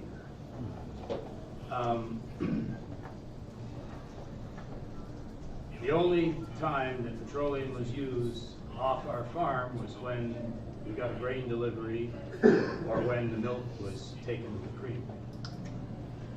Now, not wanting to continue that output of labor for the rest of my life, I didn't take over the farm. It's now being rented to a dairy farmer who produces his milk by haying several other farms like my own that used to be farms and aren't anymore. And I often wonder who should be paying who for the exchange. I'm glad to be on the benefiting side of it, but it's sort of like a big long leg service for me. But in addition to the fuel that's burned just to process the forage on the farm, he now burns fuel to transport it 10 miles to his farm, up and down Vermont hills and around crooked byways. And he has to burn fuel to haul all his manure, or enough to cover my place, back to my farm, again up and down these hills. And the manure that we used to spread was dry matter. The manure he spreads is liquid manure, like what you were talking about. He's hauling 80 or 90% water. Basically, burning petroleum to haul water. It's crazy. But because of whatever economic situation we're in, that's the only model that seems to be viable now. I don't stand here and criticize what that man is doing when when he's paying rent. I criticize the system that makes it so that's the only way that it's viable to run a farm. There are some people who don't mind working 90 or 100 hours a week that will start a small farm and make sheep, goat cheese, or something like that. I'm not one of them. I really think we need to examine the way this is done and figure out a way to make it economically viable to have small farms. Vermont's dairy farmers are aging. I think the average dairy farmer is now aged well up into the 50s, and many of them don't have the younger generation who wants to take over the farm. And the current model of farming is destroying the environment, polluting the air, destroying the lake. We didn't have this kind of pollution problem in the lake when we farmed the way we did 50 years ago. We used solid manure, spread it on the land, it stayed there, it didn't wash off the rivers. And I think we need to find a way to make it economically viable to go back to having smaller farms. There's a lot of young people who really want to farm, can't afford the land. And it needs to be Vermont size. 3,000, 5,000 acre farms may be good for out west where everything's flat, but I don't think they're sensible. The other point I wanted to address is what I call a stay-at-home economy. We're a proud state. We like to think we can compete with the best of them, and perhaps that's true in a lot of ways. But we have a lot of handicaps. We try to have tax incentives to get industry to locate here and give us jobs. And we have a pretty steep hill to climb to do that. Because when you live in the southern part of the country, you don't have to have a town budget for repairing roads that frost and freeze-thaw cycles destroy every year. You don't have to have a budget to clear snow and roads. You don't have to have a budget for salt. And you don't have to buy cars twice as often because the salt chews them up.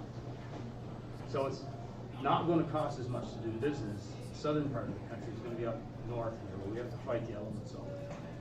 It doesn't make sense to have an economy in Vermont where you have to commute to work and where you have to pollute the air driving. It makes more sense than an economy, a state like this, to stay at home or work close to it.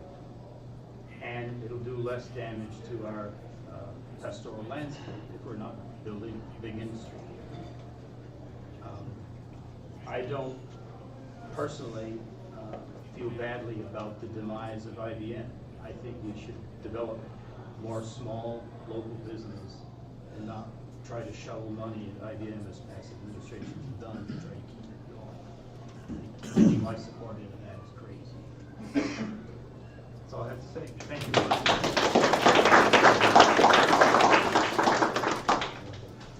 Hi everybody, my name is Alvin Clemens. I'm a Burlington resident, and I think a lot of us can agree that climate change is not going to solve itself. If it's left to its own devices, it will continue to become more a part of our lives. With each year, we see the effects becoming more apparent in our day-to-day.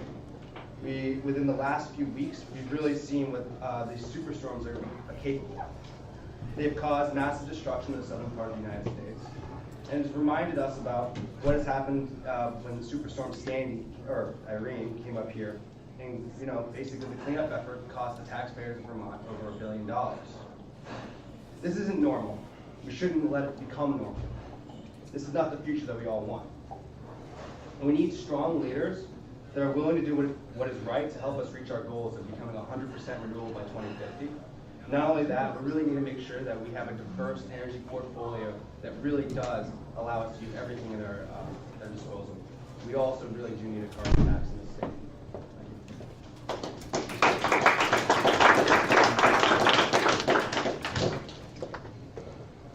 My name is Karen Wagner, and I live in Northfield. I came here because there's very little awareness of climate change in Northfield.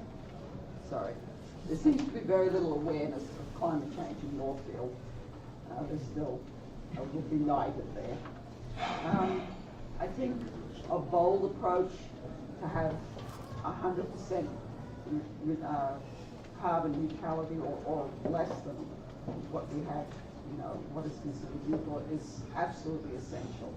And anyone who says, oh, that's, not possible, or you're dreaming, or you're crazy, it's almost too late now if we don't recognize the absolute urgency of dealing with this in every possible way at this time. It's just going to be an absolute disaster. And the second thing is that there needs to be a price on the carbon pollution that reflects the urgency and reflects the full cost of carbon pollution, including all the health effects. So, and then third, as other people have said, but I just want to reiterate it, in developing these proposals, they must be democratic and support small business and communities rather than large corporations. Thank you.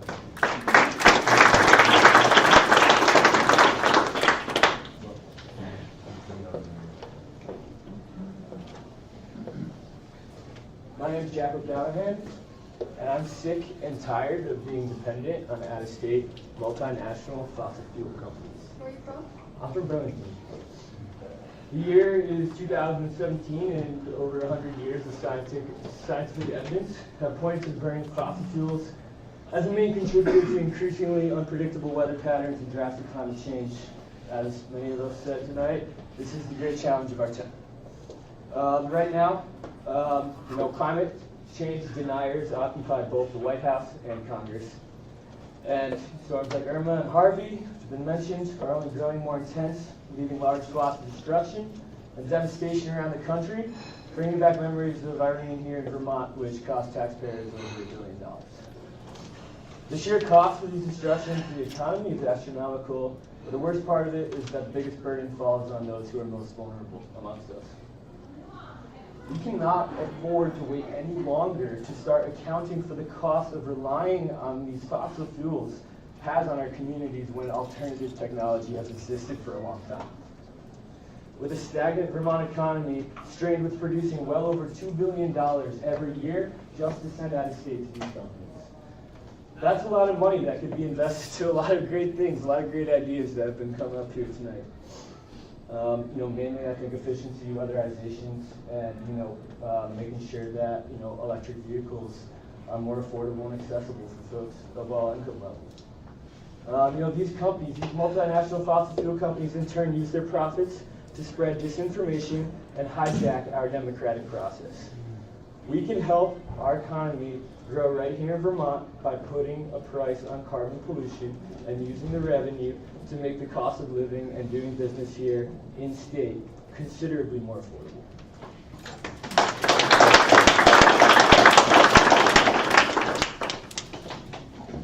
Hi, my name is Beth Champagne.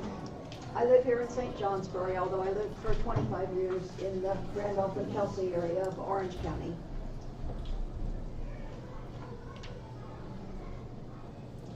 I'm a grandmother, and I could sob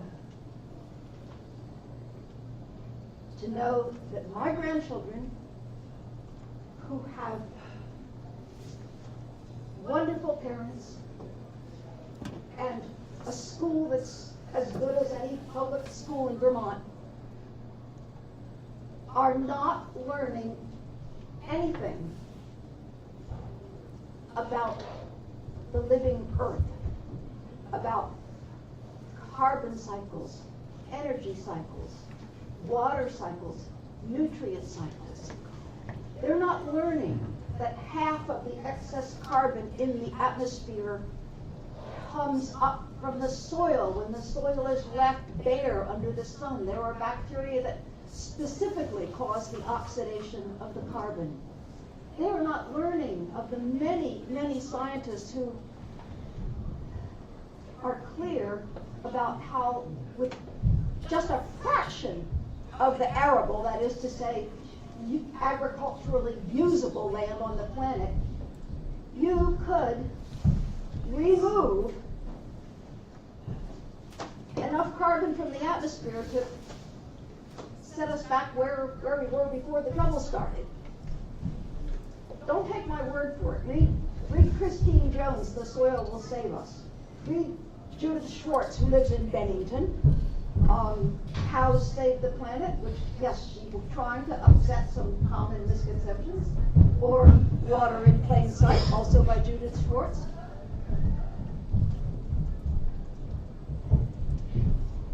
Hey, civilization, it basically means living on top of nature.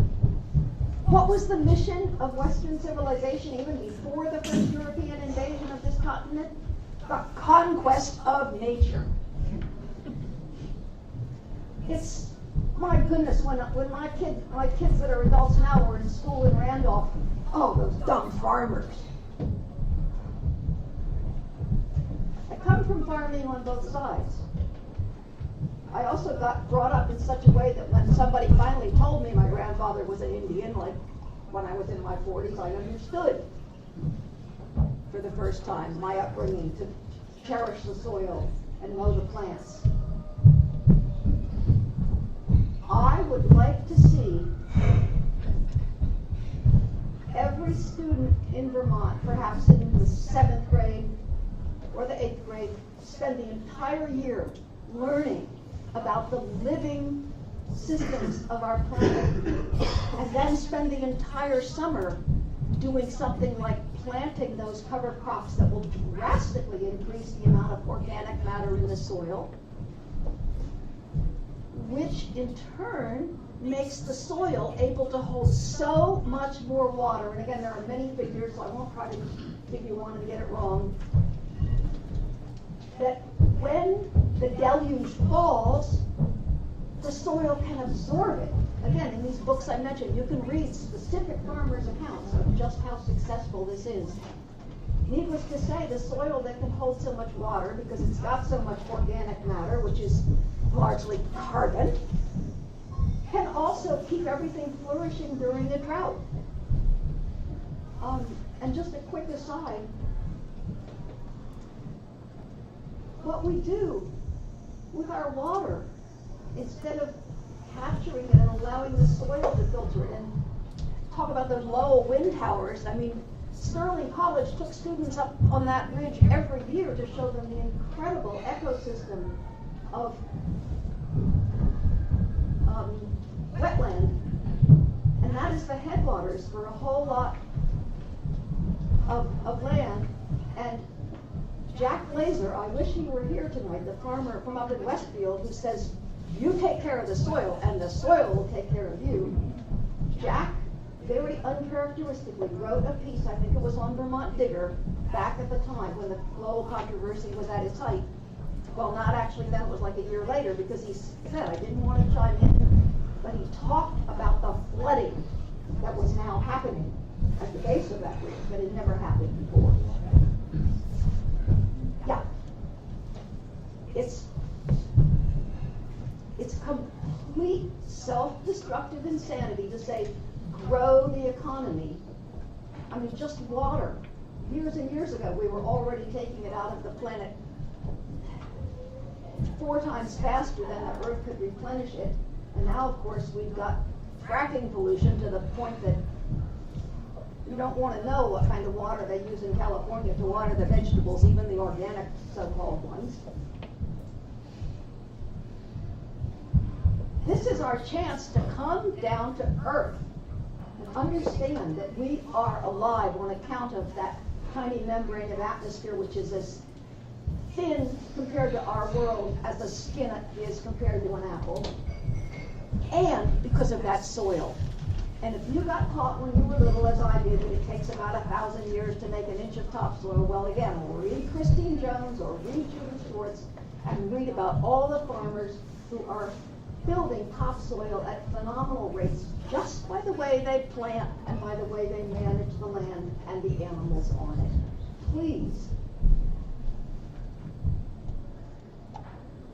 You know, what one of Sitting Bull, he's the one who said, the love of possessions is a disease in them, the Europeans. It's really not about, you know, even the New Testament says, don't store up your treasure that way where moths and rust and everything else can get at it. Let's treasure being alive on earth, and let's work hard to protect life for your children and grandchildren and mine. Thank you.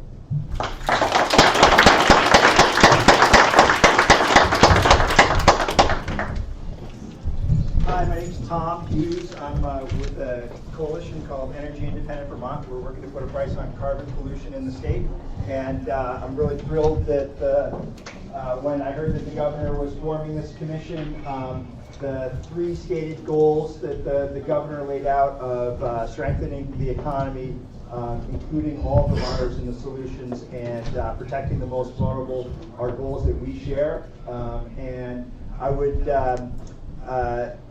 encourage the commission to consider one additional point, which is that the solutions that you recommend to the governor, be they on December 31st or in your final report next year, that they be commensurate with the challenge. And the challenge is grand. As was mentioned earlier, Vermont's carbon emissions, despite our good rhetoric and significant progress in some sectors, are actually up from the 1990 baseline year. We're not going down, we're going up. And the carbon pricing offers a solution, an opportunity to fund some of those solutions that we desperately need. We've heard a lot about tonight with a price on pollution. And so I've left you with a short commentary I wrote when the commission was announced. I encourage you to read it, and we would be happy to work with you on recommendations or ideas as you continue your important work. You're a resident of where? Burlington.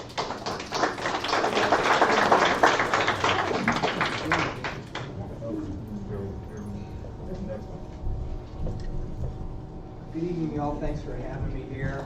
My name is Nick Wallers, and yes, I do hail from the big bad city of Burlington. I am here to say that I do support carbon pricing, and for many of the reasons that folks have already said. protecting the most vulnerable who already are, extremely affected by climate change, and many other things. But, one thing I did want to mention that I don't think anybody's brought up yet is that, from my standpoint too, one of the ways that I look at it is that I am an advocate for peace. And, when I look at the fossil fuel economy and the fossil fuel industry, I don't see peace. I see, friends and families being shipped off, to fight wars for these fossil fuel corporations. I see thousands of indigenous communities being displaced because of the drilling and the extraction processes. And then I also see thousands of communities being displaced because of the natural disasters that have been caused by our human activity and caused by our emissions. And so I believe that by putting a price on carbon pollution, we are in a way boycotting the institutions that do value profit over the health of our people and the health of our planet. And that's it. I really, I want to thank y'all so much, and congratulations on your new positions. And I just want to let y'all know that, we're really looking forward to seeing some serious results, and we'll be watching. So thank you.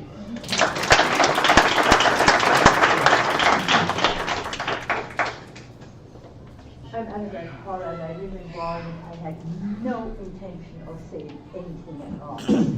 But all of these different problems are very interesting. When I grew up, was World War II.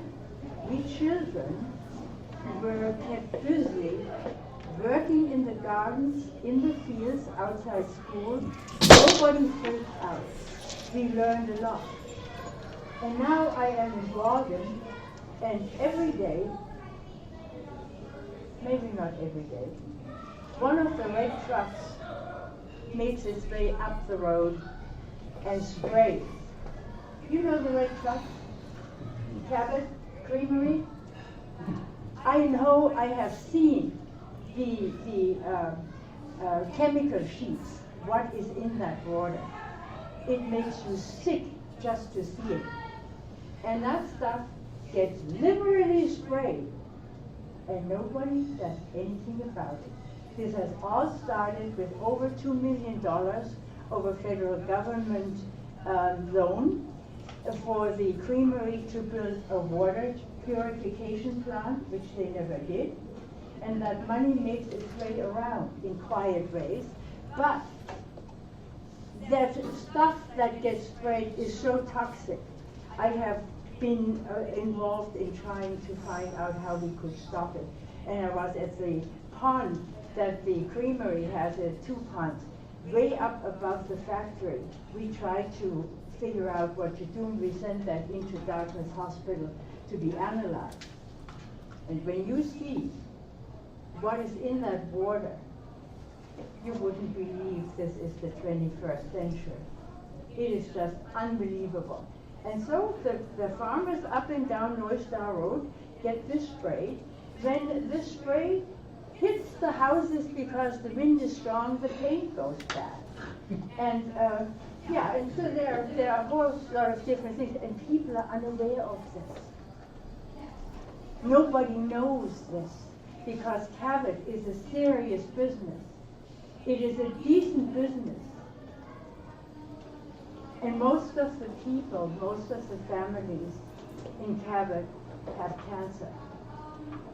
Ask yourself why. This is completely out of the discussion. Nobody speaks about it, but I know quite a few people who are in that situation. Once you start getting into it, you can't really get out of it, because there is no way we can seemingly stop it. The cheeses are made in Massachusetts and New York, and they're coming in every weekday to be wrapped in Vermont wrap paper, so that they are a Vermont product. But they're not made here anymore. And if you want to see whether I'm talking nonsense here, call up the people in Montpelier and ask them for the list of chemicals that are contained in that water. And because there are 5 yearly permits that the Cabot Creamery has to attain, you can get quite a nice view of what is happening and where and how much. The stuff is deadly. So I think we shouldn't really tolerate that. But why do we do that? I can't figure it out. So anyway, I just wanted you to know that there is a very unpleasant situation that the 12 red trucks, I think they're 2,000-gallon trucks, they go 24 hours a day. They go all the way up to Memphremagog and back. And the stuff goes in the waters. It is, if there is a little bit of a lake trip or something, they just pour it in a brook. I've seen all that. I'm not making this up. I think we need to examine this. If we want to have really healthy agriculture, this has got to be stopped. And the easiest thing to do is clean the water up before it leaves the factory. Thank you.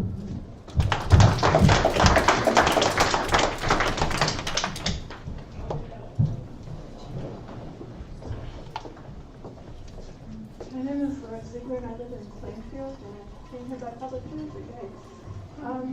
I wanted to read a few phrases from an article that I read on March 1st, 1991, because a copy of the New York Times had been left where I was sitting on the train.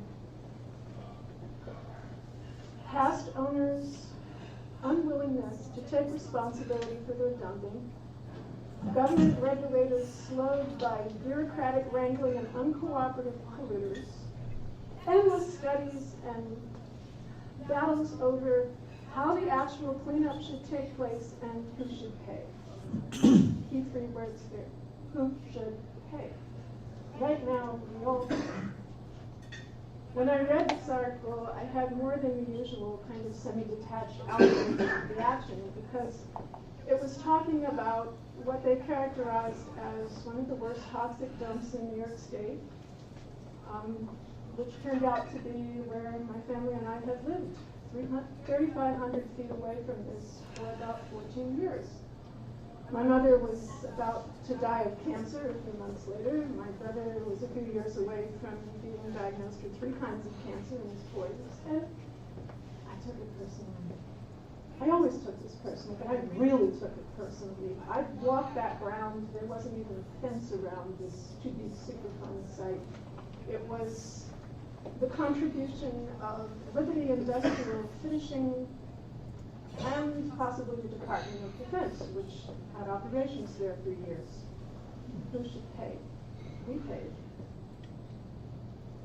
This whole idea of the tax, I'm not sufficiently conversant to comment on the particulars, but I think the key here, and it's not just people who dump things like mercury and cyanide and cadmium into the commons, it's also people who, through their polluting activities, turn the planet into one whose suitability for human habitation is becoming an open question. The fundamental thing that needs to happen is that both in assessment of costs when it comes to developing energy or developing anything, and in terms of taxation, which I think may be the closest we ever get to real liability, which we will not get through the courts. You get too little, too late, too infrequently. But I think there needs to be a much more direct relationship between the imposition of environmental degradation and collective risk and the price that polluters have to pay up front. It's very clear by now that the main thing that motivates is money, and quick money. Even long-term economic planning seems to be out the window. It's about get what you can now and to hell with the consequences. Therefore, I think it's critical that the consequences happen at the beginning. At the time that you propose your project, which will trash the local environment, whether you're Agrimark with their so-called way, which is actually wash water chemicals, or a factory farm, which Barry forgot to make his main point, which is that that kind of industrial dairy farming is a massive contributor to greenhouse gas emissions. So you should have to pay. What I would like to see is some kind of taxation that makes it financially unsustainable to transport via pipeline fracked gas and tar sands oil across our state. What I would like to see is taxation that provides a massive disincentive for, I won't call it conspicuous consumption, I'll call it conspicuous emission. And I don't think it's impossible. The devil is in the details, and I don't pretend to have the knowledge that would enable me to give meaningful commentary on the details. And in regard to what Patrick said, I had put something in a note here with a big circle around it. And it was accelerating existential threat. And I would hope that you, in your response to what you've heard from the community, act as if this was about to land in your backyard, like it did in ours. That it was already here, which it may well be. And that the fire or the dam breach or the flash flood, whatever it is, that it happened yesterday. And it has already happened in Vermont, but the thing is it's going to keep happening, and we know it's going to keep happening. And we know that we cannot rely upon the federal government, even for the kind of mitigation that we once thought we could. We could be calling this the United States of extraction at this point, and the EPA could be the MIA. So what we can do legally, and again, I don't pretend to know what you can do with state taxes, but I think you've got to do it and do it fast. Thank you.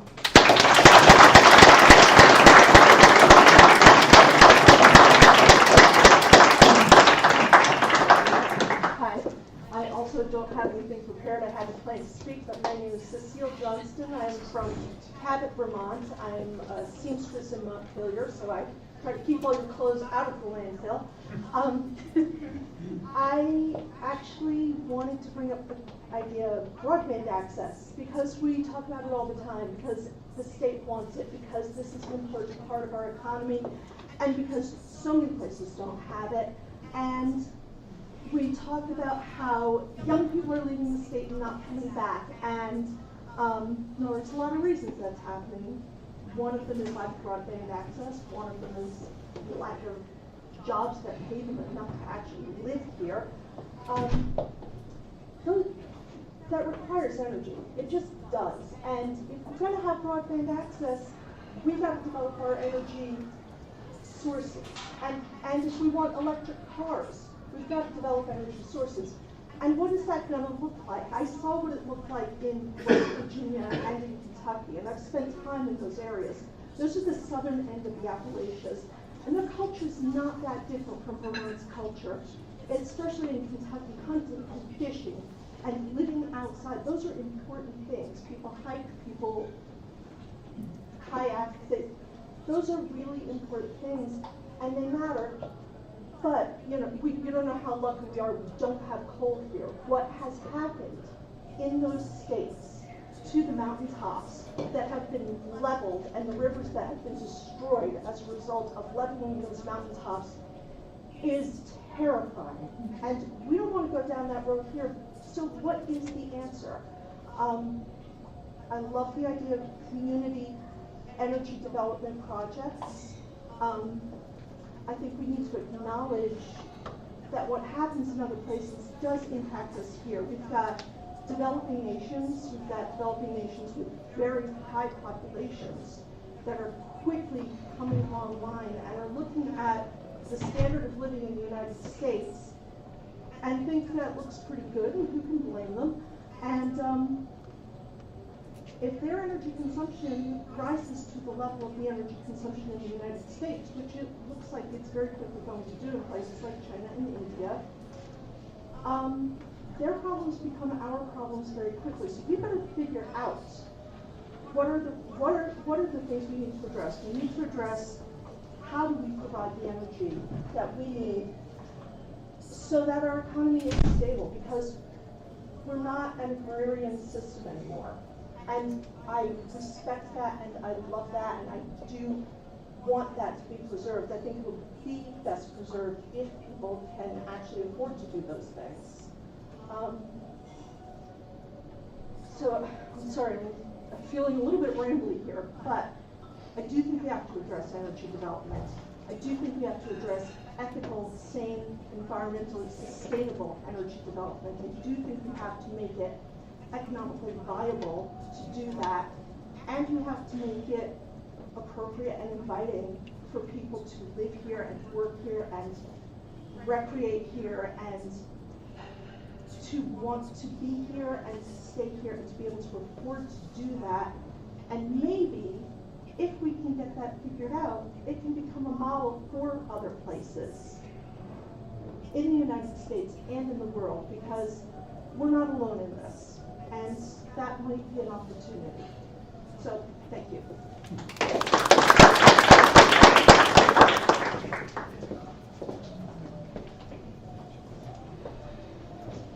All right, my name is Chloe Grenier. I come from St. Albans, Vermont. I spent the last couple summers canvassing door to door for PERG, and I talked to thousands of Vermonters from every corner of the state, and I spent a large bulk of those conversations talking about a carbon pricing. And I wanted to first say that I am so filled with hope, just based on the amount of Vermonters who are so for this groundbreaking legislation. But I did also want to mention that a lot of these people that I talked to are low income. And a lot of these conversations I was having were very close to heart for me, because it's no surprise or shock that Franklin County does see a lot of poverty, and I'm no exception to that. And so it was really interesting to have these conversations about the relationship between wanting to participate in clean energy and being a poor person. So I just wanted to say that it is important to acknowledge that our low-income neighbors are some of the most vulnerable victims of a fossil fuel economy. And in order to reach a completely renewable energy portfolio, we must provide low-income people with the tools and opportunities in order to do so. And I feel that carbon pricing is the most efficient, sensitive, and sensible way of doing that. That's all I have to say. My name is Rick Hausman. I'm from Newbury. Just be on the record as well for carbon pricing. The governor signed a bill about 3 months ago now called the Rural Economic Development Infrastructure Bill, which would enable local communities, groups of communities, to get together to do things like develop broadband. And so this is to talk to, very briefly, the transportation end of climate action. And that if in an area like ours, in the Northeast Kingdom, we had the kind of activity that took place 80 years ago in rural electrification, we could have fiber optic cable to individual residences. We could do it on a tax advantaged basis using the Ready District formula. We could enable our economic development to be done locally, with a whole lot less with a whole lot less commuting and a whole lot less carbon involved. That's all I want to say.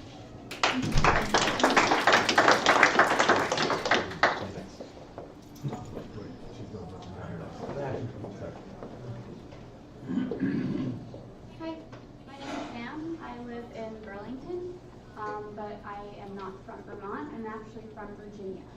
And I lived in one home my entire life, and that home was built shortly before the Civil War.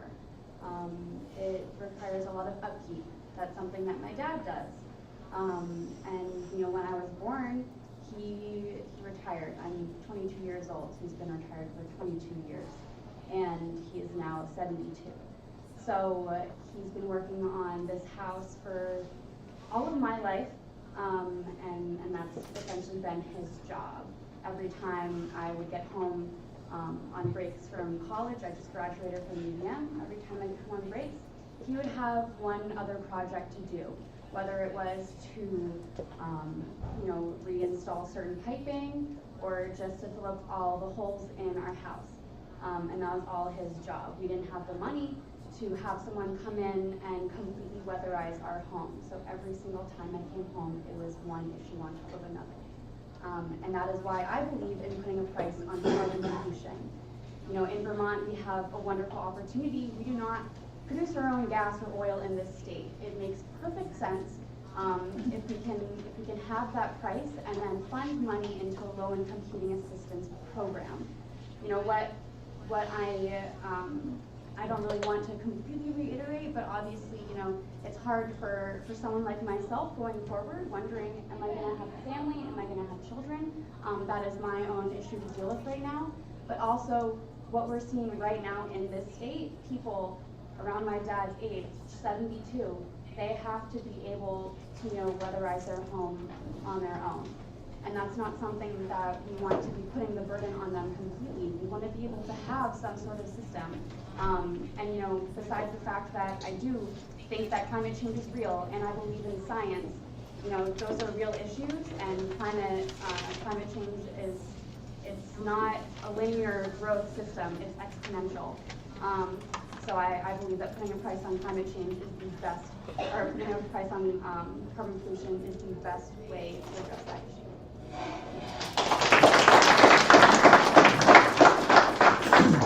Hi everyone, my name is Jason Kaiser. I'm from Lyndonville, Vermont. A couple things.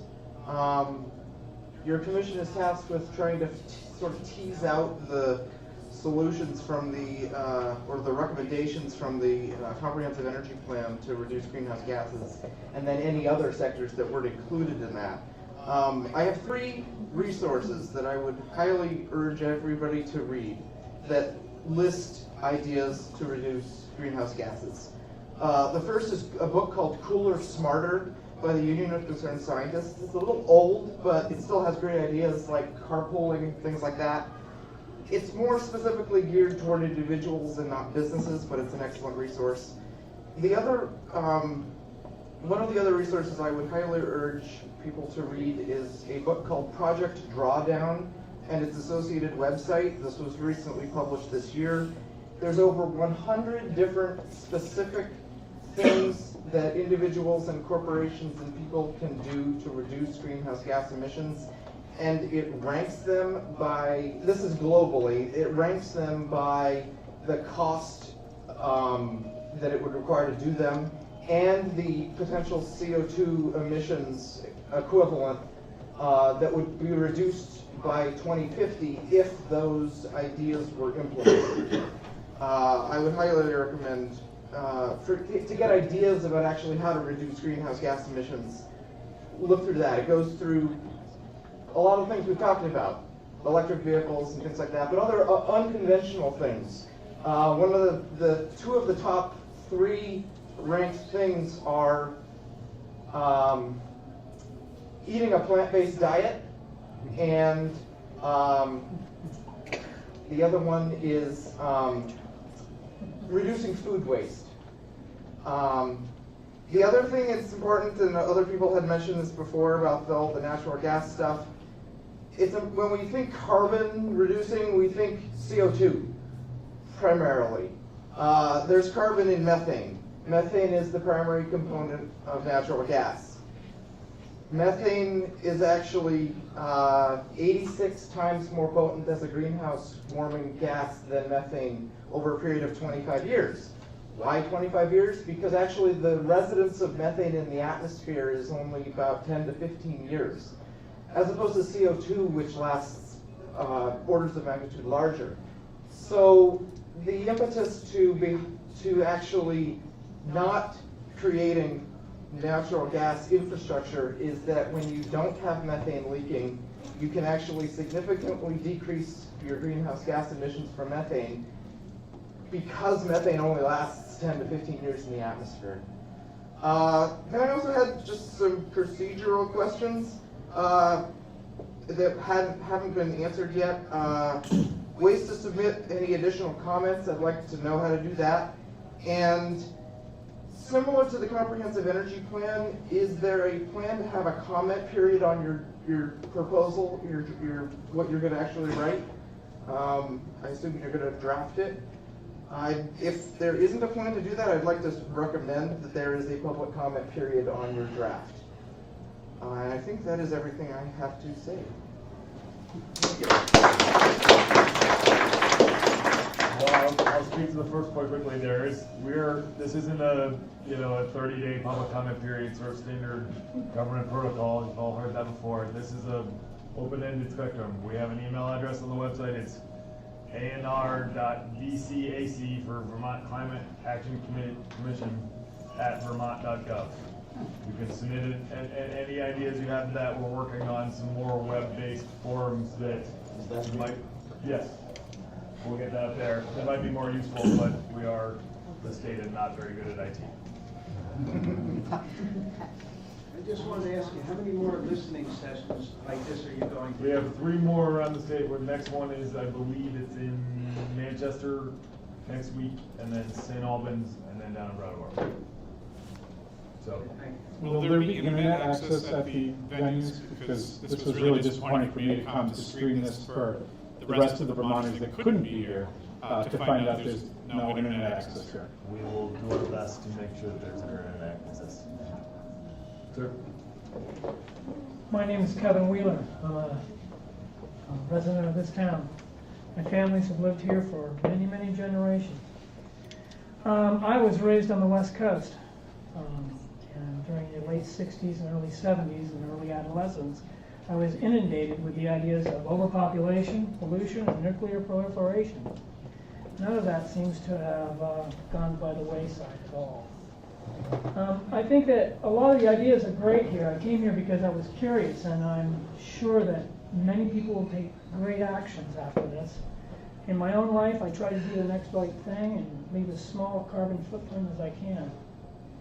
I'm a late baby boomer, and I hate to tell you, but in those years in the San Francisco Bay Area, I chose not to have children. I do not regret that choice. I do not see the world as a friendly place.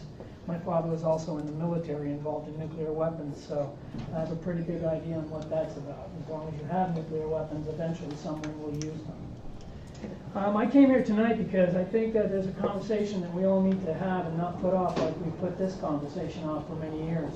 We need to start talking about how we're going to survive this. The train has left the station, folks. Things are going to start happening. A lot of people don't seem to believe that. My own father doesn't believe it at all. He thinks it's a hoax that human beings can have an effect on the environment. We don't have that conversation. But we need to start talking now and not putting it off on how we're going to live with this. The federal government's not going to help us, and I don't believe the state government's going to help us. But one thing I have heard here tonight that may help us all is education. Education, education, education. But we need to all start talking, especially in my community here of St. Johnsbury, and all you younger people, of how we're going to live through this, because it's coming. We're in about 3rd year now, I think. The first couple hundred years of the Industrial Revolution, we were in 1st year. About 50 years ago, we entered 2nd year. Probably about 3 or 4 years ago, we entered 3rd year.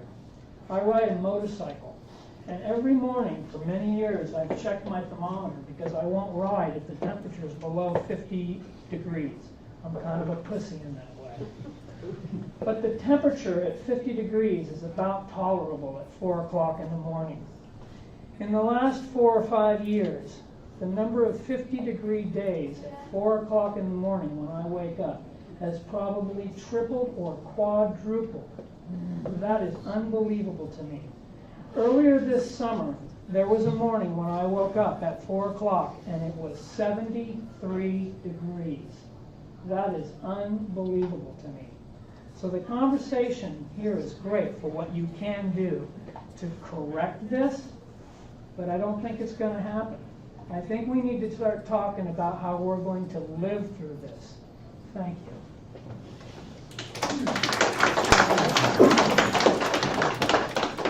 I'll stay back here. My name is Adam, and I live in Burlington, and was hoping to, I take a bus to work in Montpelier and walk and bike everywhere, and I was hoping to be able to come to one of these by one of those means of transportation, but unfortunately there's not one in Burlington or Montpelier, so I'm here today to talk to you, the commission, and really appreciate the opportunity to talk to you. I'm glad that the governor has created this commission and is taking climate change with the seriousness with which it deserves. I want to give you 3 places that are not Vermont that really signify for me the urgency of the situation and the way in which, like for a lot of people, this is very personal. The first place is Florida. I was born in Florida. My parents still live in Florida.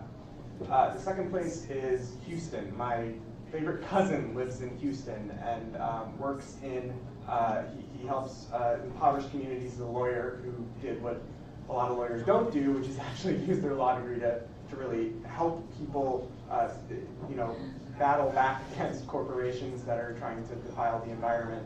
And he lives in Houston, and he helps communities that are near a lot of the refineries down there. And then the third place is Seattle. I went to graduate school in Seattle, and it's a second home for me. It's very close to my heart. Some of you who are paying attention to the news probably can find the link between those 3 places. Florida, I just had a big sigh of relief because my parents live in Tampa, and they were very lucky that the storm turned a little bit inland and didn't hit their house with a Category 3 force, which was projected to basically knock my parents' house down that I grew up in. Houston, as many of you know, they are still not recovered from the strongest and heaviest rains that they've ever had in Houston. And the communities that live in and around those refineries, the production of energy that we don't have to see here in Vermont, those communities suffered greatly and are continuing to suffer and will continue to suffer because storms like Harvey, storms like Irma are not done yet. They're going to continue apace.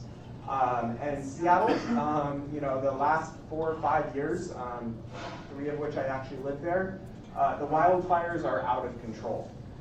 You ask any scientist who's worth their salt, 97% of studies, not 97% of scientists, 97% of studies in the 3%, well, you can look at them and they're all very poor methodologically speaking, say that these kinds of events are going to happen more and more. We in Vermont cannot pretend that we live in isolation from those things. I'm a Vermonter, I live here. That's my best friends, my cousin and my parents who are suffering from these things.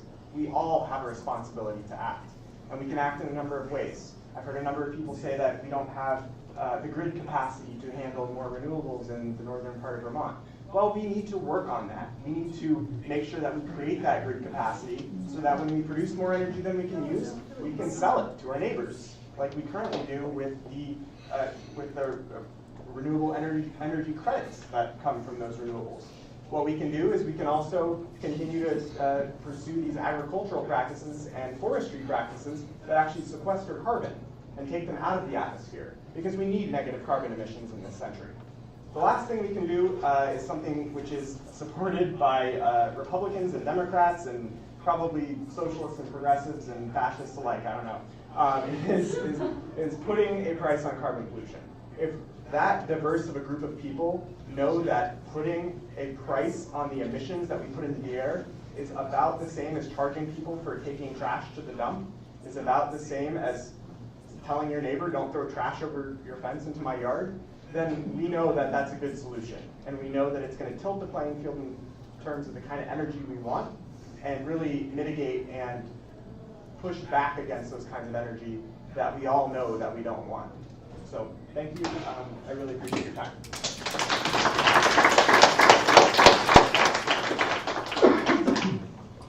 I think we're going to wrap up. Well, I just want to say thank you all for everybody for coming. Did everybody have a chance to speak who wanted to speak?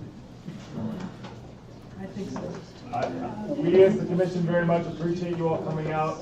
Please, as we said, there are other ways for you to submit comments. If you want to submit in writing what you wrote, what you said today, if you want to add detail to it, please by all means submit it via the email address listed over there. And if you, for those who are in Montpelier on the second Thursday of each month starting in October, please come to our commission meetings. We'd love to have you there. Your name, please, sir? Peter Walker. Thank you for coming.